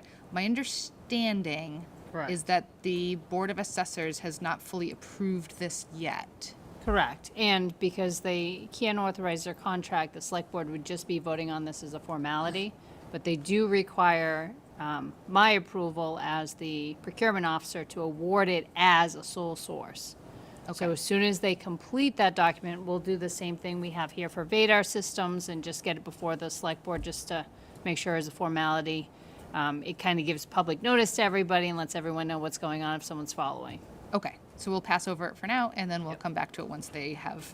I would just ask that, to make sure that the Board of Assessors informs you that it's ready before we put it on the agenda, that's all. Okay. Next, we have to award the 3-year contract from FY24 through FY26 for financial software to Vadar as a sole source provider. Oh, Falls sorry. in your court. So we had this on last time, we just needed to finalize the numbers. So the total 3-year contract is $42,044.47, and we have enough budgeted for this year. We will be switching over to the online version in October once we wrap up year end. So we only had to pay for 9 months instead of the 12 for that additional service piece, but the rest of the contract is budgeted in, and we are good to go. Again, we have plenty of money this year for this year's portion, and we will make sure we budget appropriately next 2 years as well. And it pretty much stays the same for the 3 years. So it's worthwhile to lock it in, and we have been with Vadar forever. I think we're one of their first clients. Okay. All right, so is there a motion to award a 3-year contract from FY24 through FY26 So for financial moved. software to Vadar? So moved. Second. All those in favor? Aye. If I was Aye. saying aye. Aye. Okay. Number 3, liaison assignments for FY24 is finding its way back onto the agenda. Is there any Did we requested get changes? an updated matrix on that? No. I suggested it, but I let Donna know that it's fine as it is, so. Okay. So you're just gonna move it the way? Yeah. You wanna move it the way it is? Mhm. Okay, that's fine. All right, so Carol, you want to keep it the way it is? Yeah. Okay. All right. The reason being is the way I wanted to change it would put too many departments with you, because with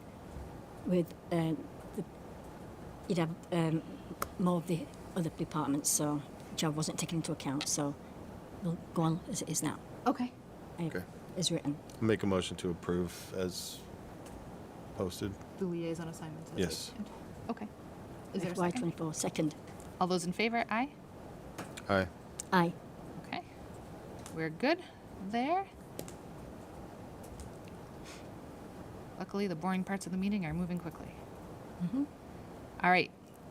Last part is to review the public comment policy. Mark, do you want to come up?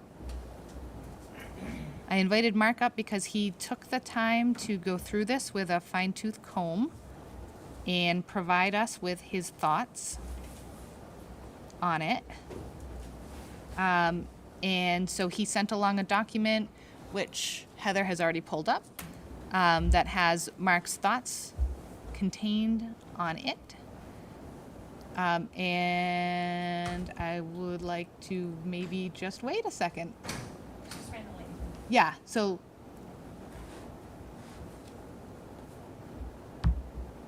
So, Do you want to take a brief recess until she comes back, or do you want to just? Yeah, I could actually use a brief recess. Okay. Do you want to just poke in to Scott? Yep. We'll take a brief recess. Sorry, Mark. 2 minutes. Yeah.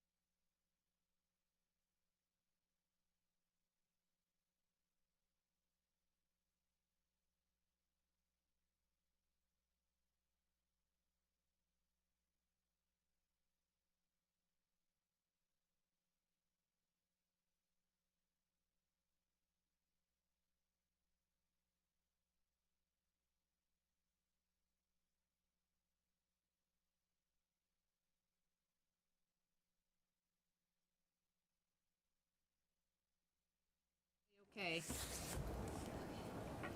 Yeah, let's do that one. all right. Okay. So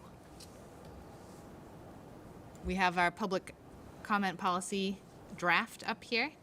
And like I said, Mark was kind enough to take some time, and what you see in the red is his comments, and the yellow is his highlight for attention. Did I have that correct? Pretty much, yeah. Okay. And so I know you had suggested we go through this sort of line by line, the same way we went through the FinCom bylaw.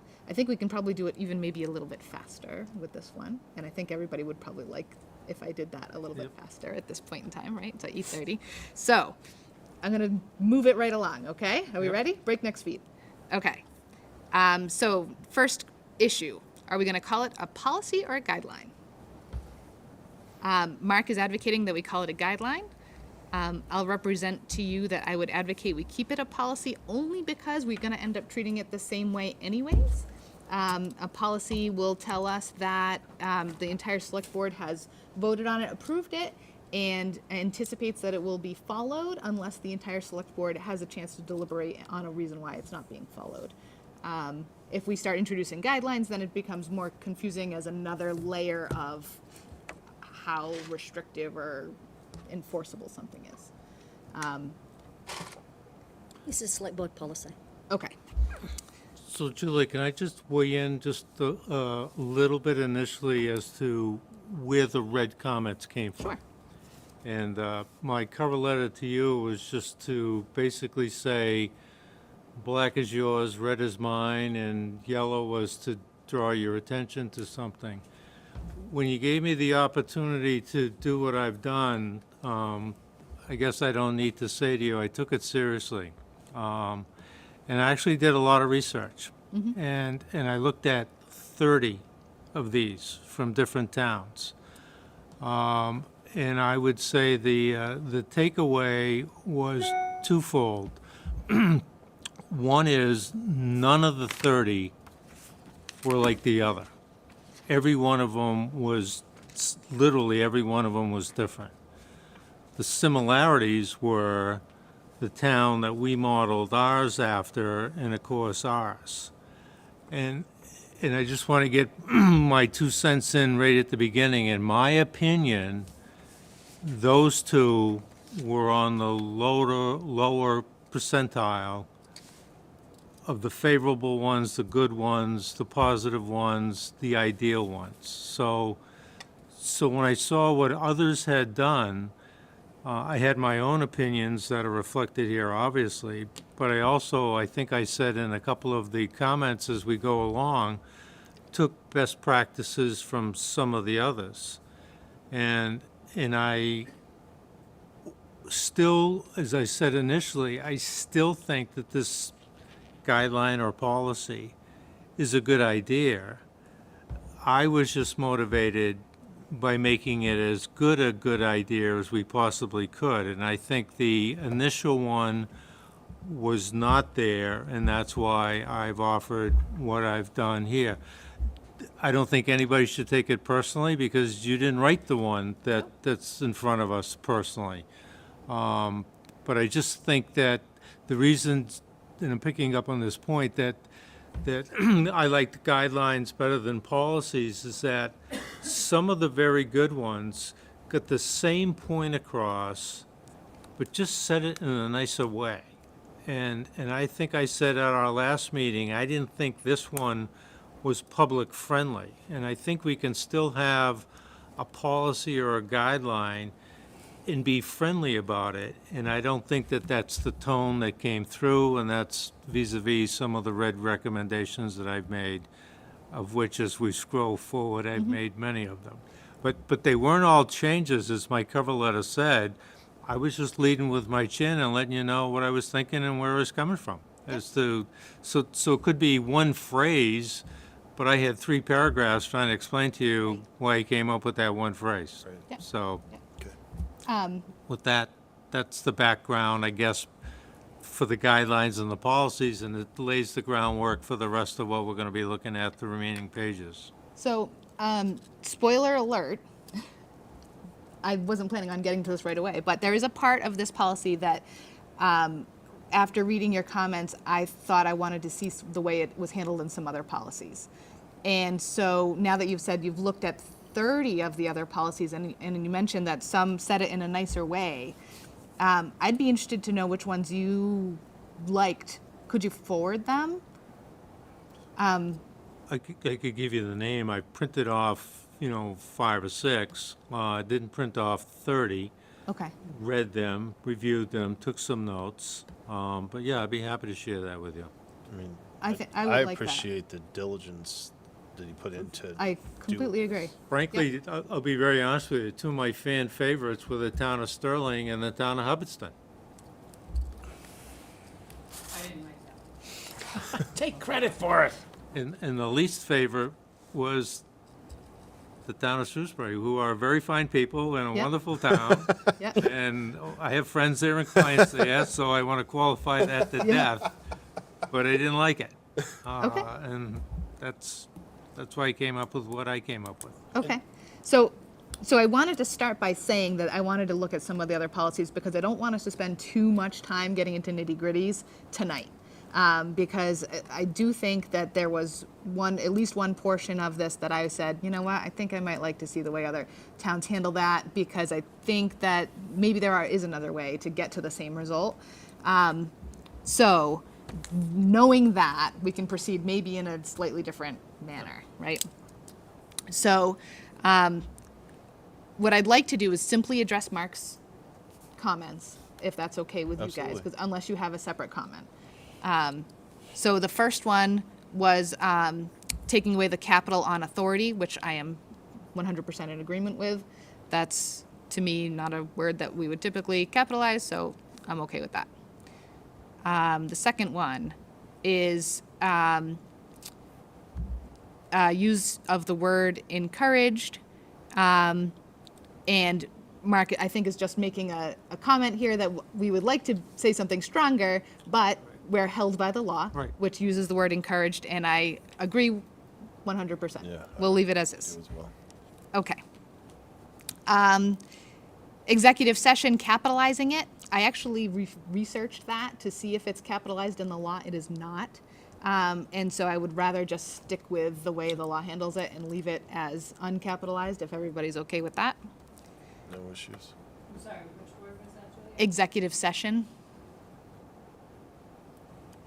And I apologize, I'm moving kind of quick. Okay, I'm not on the right page. That's under 3.0. 3.0. Yeah. Okay. 5.0. 5.0, I really liked.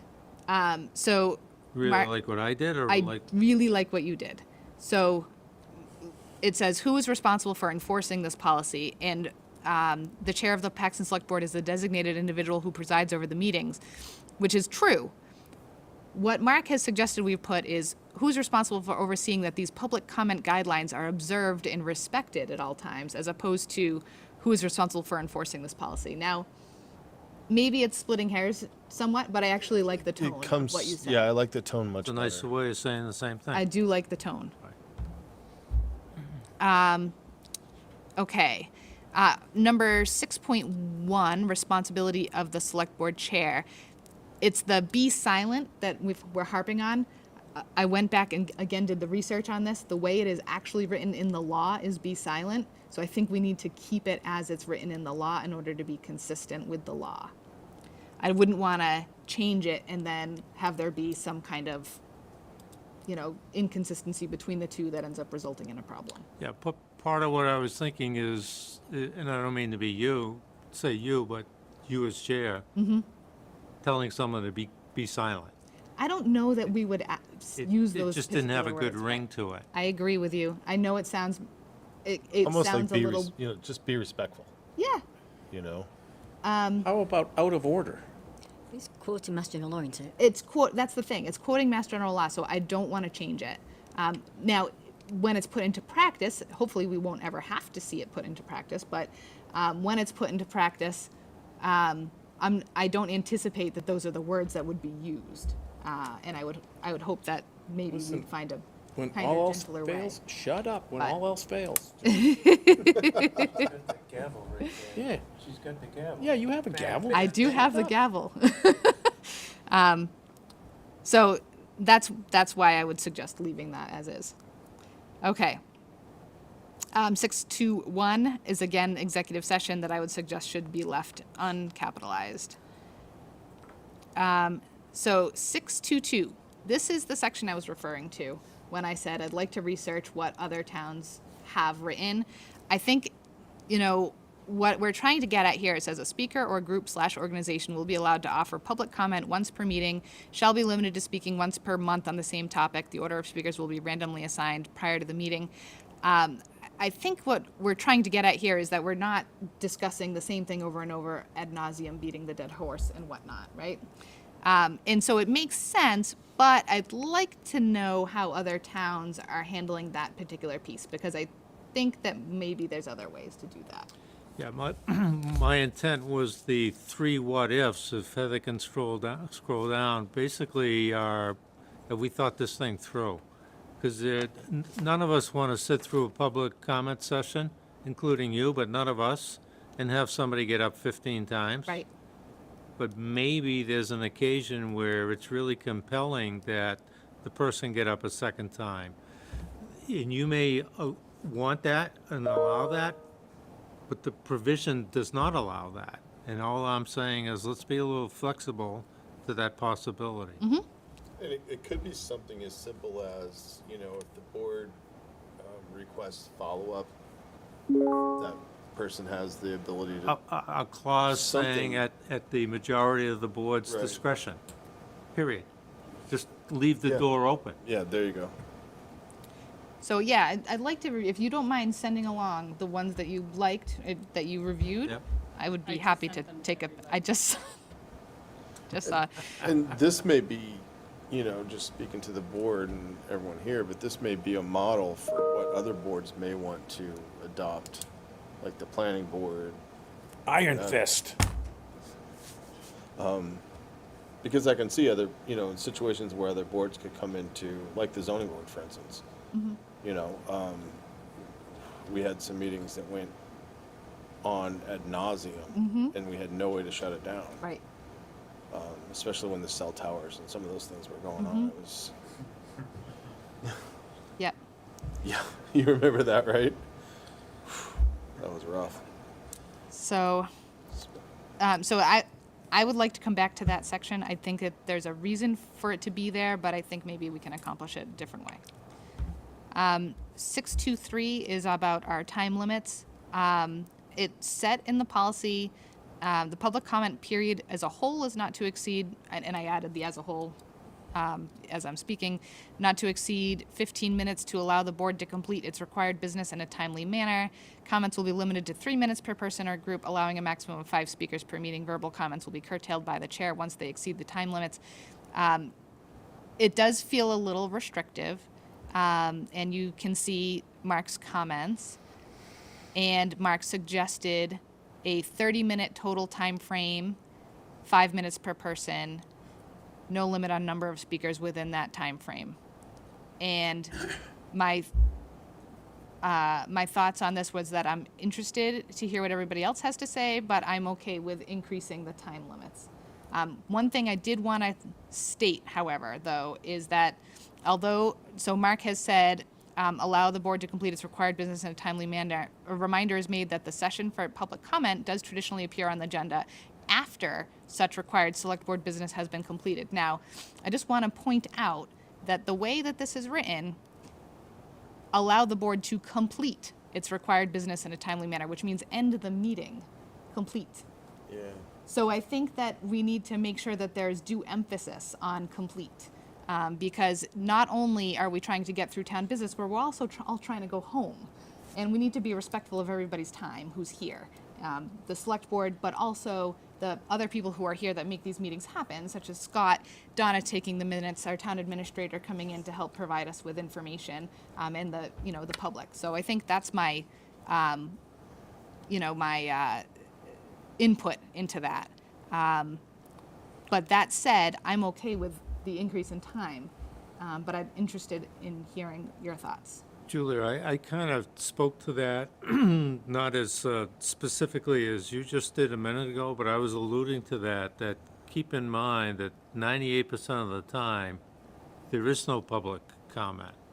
Correct. So Yeah. none of us want you to stay an extra 30 minutes every single meeting. I do. But on the occasion that there is public comment, maybe 15 minutes is too tight. So on the occasion when there is maybe 30 minutes, keeping in mind that happens 5% of the time, I think.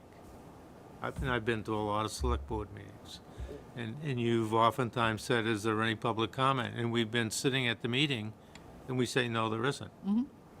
So I just like the flexibility on the occasion that it warrants it. Thoughts? I think I thought my comment was something to the effect that at the chair's discretion, it could be extended. I think putting in, that was my comment. I think it's okay as it is, but then at the chair's discretion, it could be. Well, then, one thing that's confused me a little bit, as a newer-ish board member, Not anymore. is that but the way that we run the meeting, we run the whole meeting and then there's public comment, which doesn't give them necessarily a chance to comment on a specific item as it's happening, which is completely different than the way the zoning board runs their meetings, where, somebody has an issue or a variance, whatever comes up, and before the board goes into discussion, we invite public comment for anybody to say what they want to say so that we can all take that into account when we're doing our deliberations. Which seems a lot more friendly than waiting till the very end of a meeting to have a Different conversation. chairs have handled that differently. I tend to allow the public comment while the item is being discussed because for that same reason that you Absolutely. mentioned. But I don't want to get cubbyholed into making the public comment at the end of the meeting. Right. Does that make sense? So that's. I don't think there's anything in here that specifically is, or unless I'm missing it. Is there anything in here that specifically says that it comes at the end of the meeting? I don't think there is. I mean, I don't want to oversimplify my comments, but I think a phrase throughout, or at the discretion of the majority of the board, So which gives you the flexibility disagree with that. anytime that you want to do that. I'm going to explain to you why I disagree with that. It is always the chair's meeting. And I'm not saying that because I'm the current chair. I'm saying that because there needs to be somebody in charge. That's why I said it's the If you discussion of the yeah, chair. if you take that away, then you have the potential for a meeting to run away at any moment. You need to have one person who is designated to be in charge at all times. And frankly, that goes for just about anything in life. And if you don't do that, if you make everything at the discretion of a majority vote, then You don't want to stop and take a vote at every turn. you're going to catch yourself in a dicey situation. So I don't agree with that, but I'm not opposed to saying at the discretion of the chair and adding that in some places where we think it might be warranted in order to give some flexibility. Well, and I don't want whoever the chair might be to feel like the whole weight of that is necessarily on their shoulders. If they Right. can look and say, well, what does the other board members Right. feel in this situation, it helps alleviate some of that Yep. heavy lifting. Yep.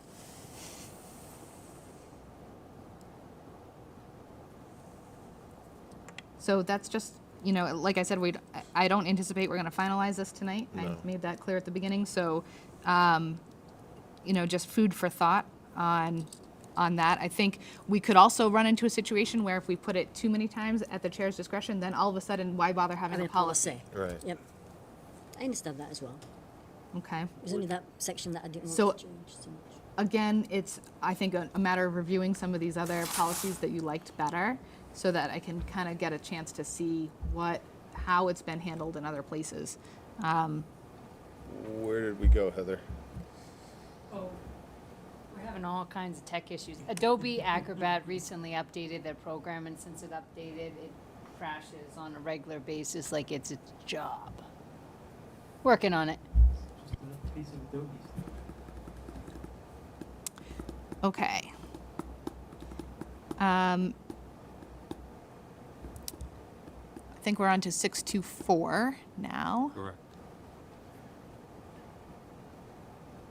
And I'll just get started. So this one states that there will be a limit of 2 speakers from a group or organization whose members wish to speak on the same topic. Group members are encouraged to consolidate their remarks and/or select a spokesperson to comment during the public comment period. And I just want to say that I have actually used a similar request in several prior meetings, and it works very well. I understand the point you're making, which is, you know, what if there's one group, but there's people with differing opinions within that group? I think at that point, your definition of a group changes, right? Because there's the for people and there's the against people. And in my opinion, that's 2 separate groups. And so if there's somebody who's speaking for and somebody who's speaking against, then they both get a chance to speak. And I don't think that we need to hear multiple people speak for an issue when everybody in that particular group has the same opinion, right? They can select a spokesperson, that one person can speak. I'm happy with that. So, But the point I made was, there could be an instance where the neighborhood issue has more than 2 views. So the way it reads right now, again, then you have more than 2 groups. Nobody says you're limited to 2 groups. So, the way that this is written, where it just says groups and it doesn't define what a group is, I think that gives you wiggle room in the way that it's written. So I don't find that this is restrictive in any way that is going to prevent. so you're saying 2 Good speakers discourse. from a group, and there could be 4 groups. Yeah, absolutely. Got 4 different Not the opinions. takeaway I got from this, but if that's the interpretation, then Yeah, I don't see why that would. There's the hard fors, there's the hard nots, there's somewhat for and somewhat nots. some If maybes. the way we've Some maybes. handled this, right? The way we've handled this in the past is if somebody comes forward and they want to speak, we'll ask, "Do you have something to provide that is different than anything that's been said?" And if it is different, or they say there's going to be different, then we'll allow them to speak. So yeah, I don't anticipate any problems with that piece of it.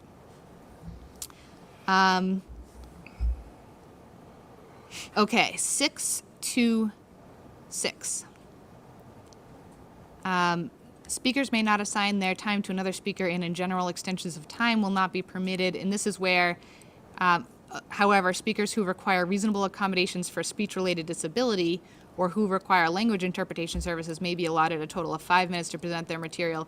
I think Mark picked up on something important here, that the way that this is worded currently is probably not great. I do think it needs to be, and I know you suggested taking it out entirely. I do think for ADA reasons, it makes sense to keep something in here where, but my suggestion would be that we state that reasonable accommodations shall be granted, but remove the time limit. Yeah, I would agree with that. Just one clarification, I said either take it out or expand it. Yeah, So I think it needs to be expanded. If okay. you're gonna leave it in, I think it needs to be expanded, because I think you're narrowing one element of disability. And I think it would be fine if we just took the time limit out, as it's written, with the addition of disability. Well, that, and you can also remove speech-related, right? So however, speakers Right. who require reasonable accommodations for a disability or who require language interpretation services Right. will be provided reasonable accommodations. Because it may take somebody a while if they have a physical disability to Yep. get to the To podium. even approach. you Yeah. know? And wouldn't it be something in that case that you'd have to know about it in advance so that you could accommodate that need? Not necessarily. If you can't, I mean, I think the accommodation is really just providing extra time. If there's an accommodation that's needed outside of that, then I would hope that somebody would let us know that ahead of time, or else we'll have to just reschedule their comment.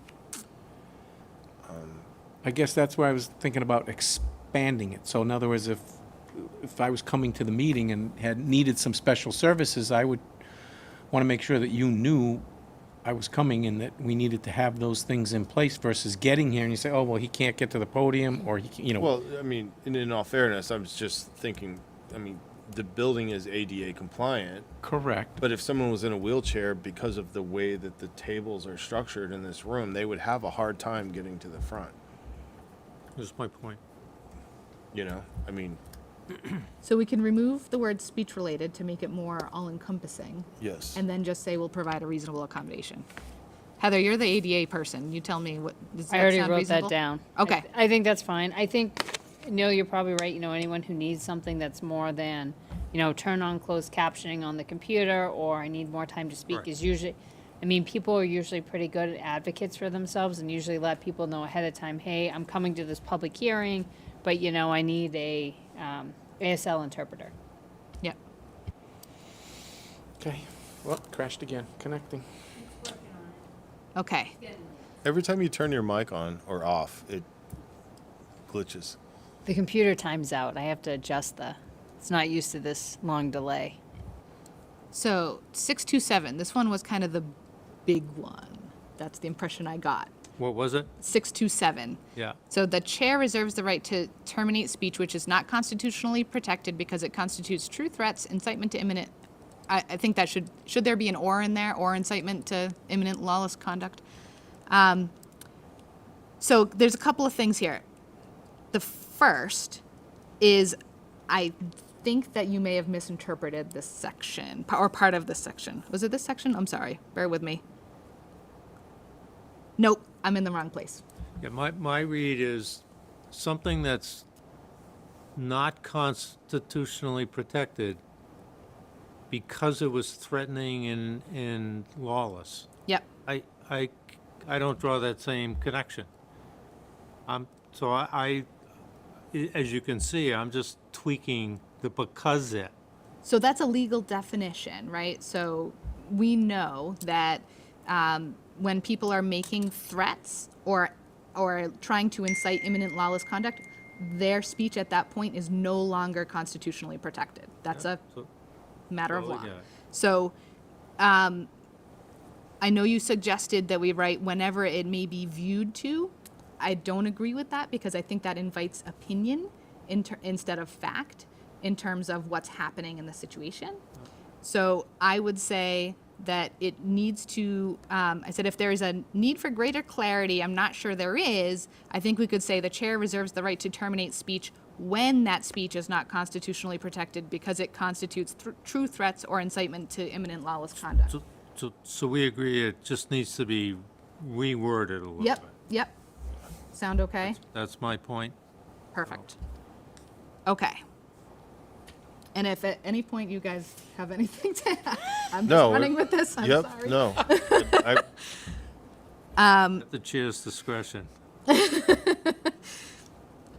All right, so 631, upon closing of the general public comment period, further public comments shall not be heard.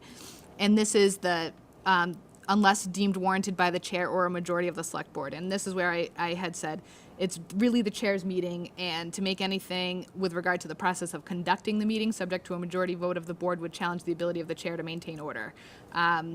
And so that said, I'm open to saying that further public comments shall not be heard unless deemed warranted by the chair.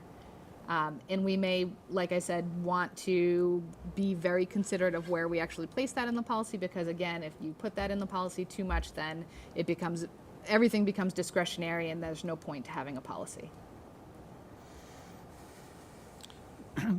Point well made. My point is there could be occasion I totally agree with you. where you want to do that, but the policy's not going to allow you to do that as Yep. written. So I was looking to find some different language that allows you to do it if you want to do it. Yeah, to allow some flexibility, and I agree So with what that. if, like, upon closing of the general public comment period, meaning you're already closing the I public agree. comment period, It's fine as it is. upon closing the general comment period, the board will resume its business unless questions arise or something of that nature, unless more public comment is deemed warranted by the chair. So, just to, if I can interject here. please. So, public comment, the only thing that comes after public comment is a TA report. What we could always do to make this so that we're done when we're done is we could just move, if the select board chooses, you could just move public comment to the last item before adjourning. That way, if there's anything with the TA, because the only thing that happens after the public comment period is the TA report. So that way, when Right. it's done, it's done. Didn't it used to be like that? I think it did, yeah. And that's fine. That's fine. Just to follow up on that, it's, what Kirk mentioned earlier was that sometimes you've been very good about allowing public comment during agenda items. What we do at the planning board is if we have a hearing and the public comes in and we ask everybody, you know, if you need to speak, speak. You need to, again, like you did, identify yourself, name, address, and what you're there for, pro or con. We take that into account as we're doing, and then as the chair, what I have done in the past, we're about to close the public comment. And then the board members will talk, and if I see a cloister of people, I don't like where this is going, at my discretion, I may say, is there something we all need to hear about, or did we eliminate, and then so we're opening, closing, and then it's something we want to talk about, and I'll say, okay, and I'll say, no, we're not going to allow that because we've discussed it, or if I'll ask other board members if they feel it's something we need to review again, or, you know, as I'm saying, so it's not necessarily at the end of the meeting because you've already allowed the possibility of public interaction during a discussion of an agenda item. But at that point, nobody has said, I'm closing the public comment period, right? So I think when you put the public comment at the end, you're giving that opportunity for there to be the additional comment that may come in. And then when you're closing that public comment period, you're also closing the meeting. So I'm okay with it, I think, as written. Okay. Any other thoughts on that? No, I agree. I think it's So good as it just is. for my notes here, because the computer and I are in a fight. So further public comment shall not be heard. Are we ending the sentence there, or are we adding the unless deemed warranted by the chair? I would rather leave out unless deemed warranted by the chair if possible. Because I only want to put it where it's absolutely necessary to put it. But the way we have this structured would be that the actual formal public comment period, as referenced in the policy here, because it's capitalized, will come at the end of the agenda. And maybe we need to state that in the policy to just be sure that that's how it's handled. For clarification on that, are you suggesting that we move the public comment after the town administrator's report? Yes. Okay, Yeah. so for future meetings. Okay. All right. 632, this is the one that I think was the big one that I thought I was on at before. So the public comment period is not a time that any individual or group may question any member of the Board of Selectmen concerning a particular course of action pending or upcoming. This time will not be used for any debates by an individual or group concerning the board's previous actions and decisions or pending and upcoming matters. The select board will generally listen rather than respond to comments except under extenuating circumstances and only if the chair permits. So there's a couple of things here to unpack. One thing I wanted to mention at the outset is that it specifically references that they're going to be questioning any member of the Board of Selectmen. And I know you felt that it should say the board as a whole. But I think that this is where the misinterpretation comes in. Because it's not, it would not ever be expected that a member of the board reveal their position on a subject that has yet to be discussed. So if it's not on the agenda, this section, I think, specifically is referencing open meeting law. And so if it's not on the agenda, you can't expect that any one member of the board respond and provide their opinion or position on anything that hasn't yet been discussed. So I think that that's what this is getting at. I don't think this is intended to be any restriction on constitutional rights. It's simply open meeting law. Yeah, I think at the last meeting, it was mentioned that this has been reviewed by the legal counsel, so I don't want to get in a lane that I don't belong in.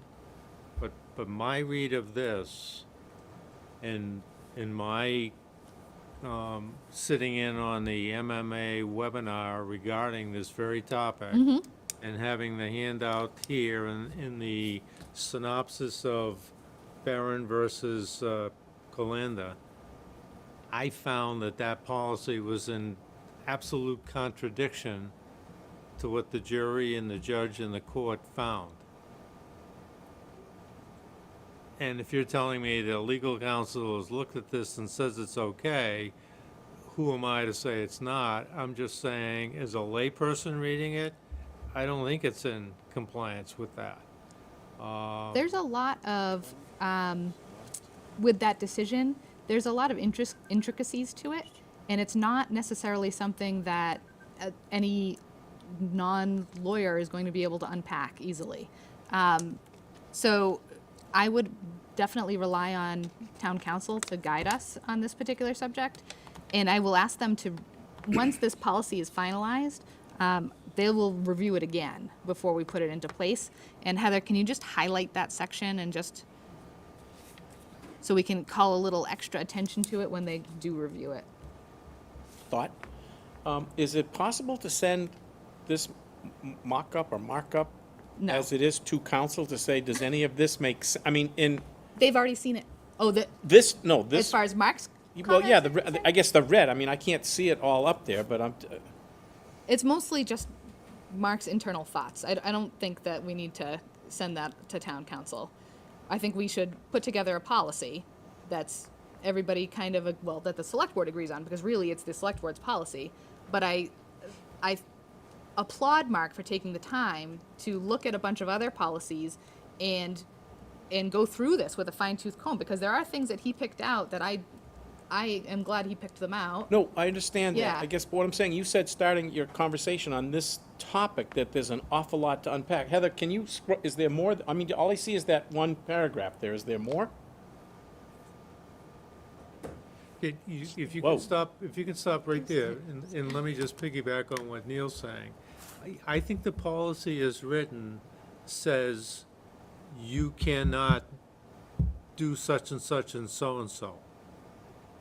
And what I've detailed here is saying you cannot say you cannot do, say such and such and so and so. There's a contradiction between what the policy is, my takeaway, the read of it, that you can't do that, versus all the legal issues that have percolated in the last 90 days is saying you can't say you can't do that. And So- that's what our policy reads. So what I'm saying is, are we careful here? Because I go on to say, the last thing we need to do is to have somebody file litigation to the town, and we're embroiled in litigation which we hardly have the resources to defend ourselves on, because we put a stake in the ground that was contrary to what a court decision has just handed down. Yeah, so again, this is not an easy thing for any one of us non-lawyers to right. be able to Right. state. So Just wanna keep that's why reading. I would rely on town council to guide us on this. All right, good, right there. And once we have something in a more final form, I would ask them to review it again to make sure that everything is consistent, particularly with regard to the recent decision. Right. And I would leave it to them. And I mean, I think in my mind, the overarching idea behind this, the first part of that, is that the board shouldn't be expected to make comment, obviously, on things that we haven't discussed. Right. And secondly, when a decision's been made, we don't need to continually revisit that. Correct. So there's really two different parts of that, you know, that one paragraph. Right. I agree. And it's But I would it's say, really, Kirk, that don't want to personalize No, no, this, but you, in a favorable way, have more than once said, wait, I want to hear what they have to say. Right. And that's positive, favorable. That's the right thing to, in my opinion, to have done. That says you can't do that anymore, because you can't let us say what we want to say. Okay. It's outside my lane, I'm just, Yeah, I got well, a it's yellow outside mine, flashing too. light, I don't Yeah. think it's right, and if I'm told it is right, then I'm happy that we've exhausted So, it so to make sure it is right, because I don't think it is. I mean, because I do think that this section gets at open meeting law, where you have an agenda, there's certain things that are not on the That's how I agenda. see it. And in that particular case, that's why it says the select board will generally listen rather than respond to comments, except under extenuating circumstances and only if the chair permits. And this is directly related to open meeting law and items that have or haven't been discussed. So, I think that there's a situation here where maybe this section is being misinterpreted a little bit. And if that's the case, then maybe we need to clarify it. But I didn't exact words. Is Yeah. it even necessary?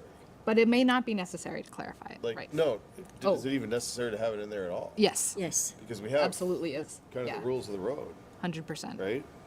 we do frown on any new business coming up, what we Right. have on the agenda. Right. Because it's breaking up a meeting law, and we've said that several times. Yeah. So, So I do agree with something along these lines being in here.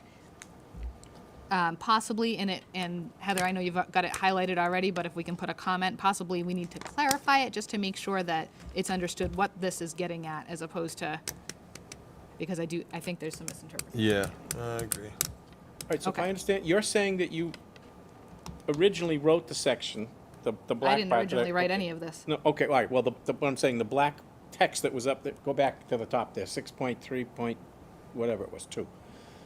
Keep going, right there. All right, so you're saying that that was what you wanted, but now you kind of understand another interpretation? No, we're not, no.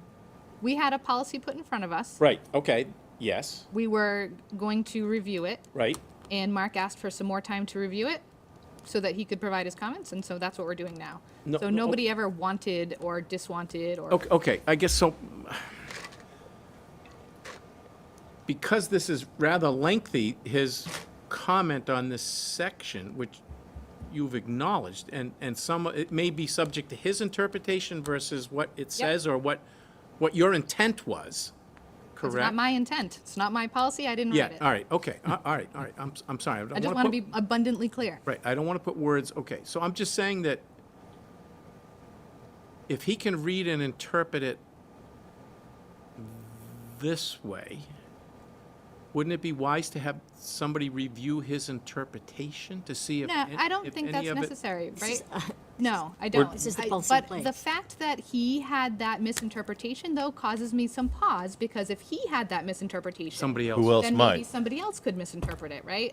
And so I want potentially for there to be some clarity around what this is intended to get at, Okay, and thus we have the legal system for. Yep. Okay, all right, okay? yep. All right, Scrolling on. moving on. 633. Right. Public comments related to repairs, maintenance, safety issues, or general information will be referred to the appropriate department through the town administrator. In other words, if somebody wants to complain about the roads not being plowed, obviously, that's not really something we have a direct impact on, and so we would refer that to the department that plows the roads, right? Just an example, no slight against the DPW, just to be perfectly clear. Mark has suggested, and I'm okay with this, but I'm interested to hear what people have to say, that we add public comments related to repairs, maintenance, safety issues, or general information, and then here's his addition, that may be deemed to relate operationally to a particular department, will be referred to the appropriate department through the town administrator. Those same matters that may be deemed to be of a policy nature will be taken under advisement by the select board. Frankly, I'm okay with this because policies are the purview of the select board, whereas, specific departmental issues it may not be. So, Trying to make a delineation between operational as the department, policy is the select Yep. board. I didn't think as written, it made that distinction. yep. No, good catch. So I'm okay with that. Yeah. And that's the last thing. So we have a few things that I just want to revisit. And Mark, if you can send those other policies along that you liked, I would much appreciate. I know Heather sent some as well, but Yeah, I already sent Hubbardston, Sterling, Of and just for the concise version, Wellesley had one that was only 2 pages. okay, perfect. And so we can look at the two pieces. One of them was limiting limiting speakers, I think, right? And we can look at, what's the other one? Closing the comment period. Anyways, well, you have Mark's comments here. We can look at those other policies and just kind of get a gander at some other ways of doing it and see if there's something that we like better. Once we put it into final form, then we can send it off to town council and get their final approval. Sound good? With an earmark on that one. Yeah, on that one Like a item, which highlight, maybe we'll yeah. find a better way of saying anyways in the, so, This is okay. progress. So this is good. It is good progress. I appreciate the input. I really do. And the time Appreciate the spent chance to putting give it all it to you. together. Thank Yep. you. All right. Motion to end the public comment about the public comment. Second. Not until I after like the that TA the public is report. moving now. Not until after the TA report. We Don't just lose made that control of your meeting. Okay, so town administrator's report. Was there any select board updates? No, the one comment, the one correspondence item I had was addressed already. the Okay. Garden Club. All right, so I don't have too much on here. I will add the other committees, just so people have it in my report as well. Police Bike Rodeo, 12 noon, July 30th. It's a Sunday. Paxton Center School parking lot. If you want to participate, please contact Officer Silvestri. His phone number's there, extension and email. They'd like to, I think, RSVP this one as much as they can so they know who's coming. Summer music series. First up is the Midnight Riders, which are actually kind of a cool group. I saw them this weekend on July 13th. They're like a wicked cool group. They are a wicked cool group. They're more cool when it's not raining, just for the record. Departmental updates. So IT, we did meet with Suzer IT last week to kick everything off, transitioning over. They're meeting with Rabidoo Consulting this week to transition things, licenses and so forth. We have some licenses to pay for that were prepaid by Rabidoo for the term of the license, so we just have to cover those, which we're budgeted for. It's just paying ahead as opposed to month, and who knows where my report went. Oh, no. So I'll just go over here real quick. Computer is not my friend. So also with that, and the IT team is going to be coming out, I think, the week of the 19th to meet with all the department heads who are interested, so they get to know the team, get to understand the process. But it's a lot different than what everyone is used to. There's no in-between person to go to. They simply contact IT. It's as if IT is a department. It is as if they're in a different building. You just either call, you click on the website, and you can be tuned right in, or you pop an email. So it's a direct connection, leaves out all the middleman. And we get a report at the end of the day, month's end of what actions actually happened, but it's a flat fee. So if they call them every 20 seconds, so be it. If they call them once a week, so be it. There's no change in the cost. So we'll see how that piece goes. Departmental updates. So I just wanted to make sure folks at home knew this. I did send this to the select board and to FinCom, or at least Mark, to get to FinCom. So the Wachusett Regional School District, at their meeting on June 28th, they did amend the budgets for FY24, thereby reducing our assessment by $18,652. We actually got notice late at the day as the warrant had been produced, so we had to do a revised warrant to reduce the amount of money, which is very fun, but it does bring them down for us for our assessment change from 23 to 24 of 3.92%, so it's under that 4%. So that is very nice that we had that change. Grants, there's really nothing going on right now. There's just updates on the current ones. We're kind of just in a holding pattern on some of these, waiting to hear back and finish some stuff up. Procurement, the diesel fuel, we already talked about that piece. And job openings, we do have 3 interviews this week for the municipal custodian, so hopefully one of those will pan out. And the temporary full-time we did make it benefited. Mechanic heavy equipment operator still hasn't drawn any attention. We have one person who's applied. So I'll be working with DPW tomorrow, look at what we need to do to potentially procure services of an outside company or a mechanic auto shop to be able to help us with some flat rates for work to be done because we can't find someone to fill the position. Okay, so, and that is all I have on my report. Are there any questions? All in favor? Aye. Aye. We are adjourned. That was a very anticlimactic ending.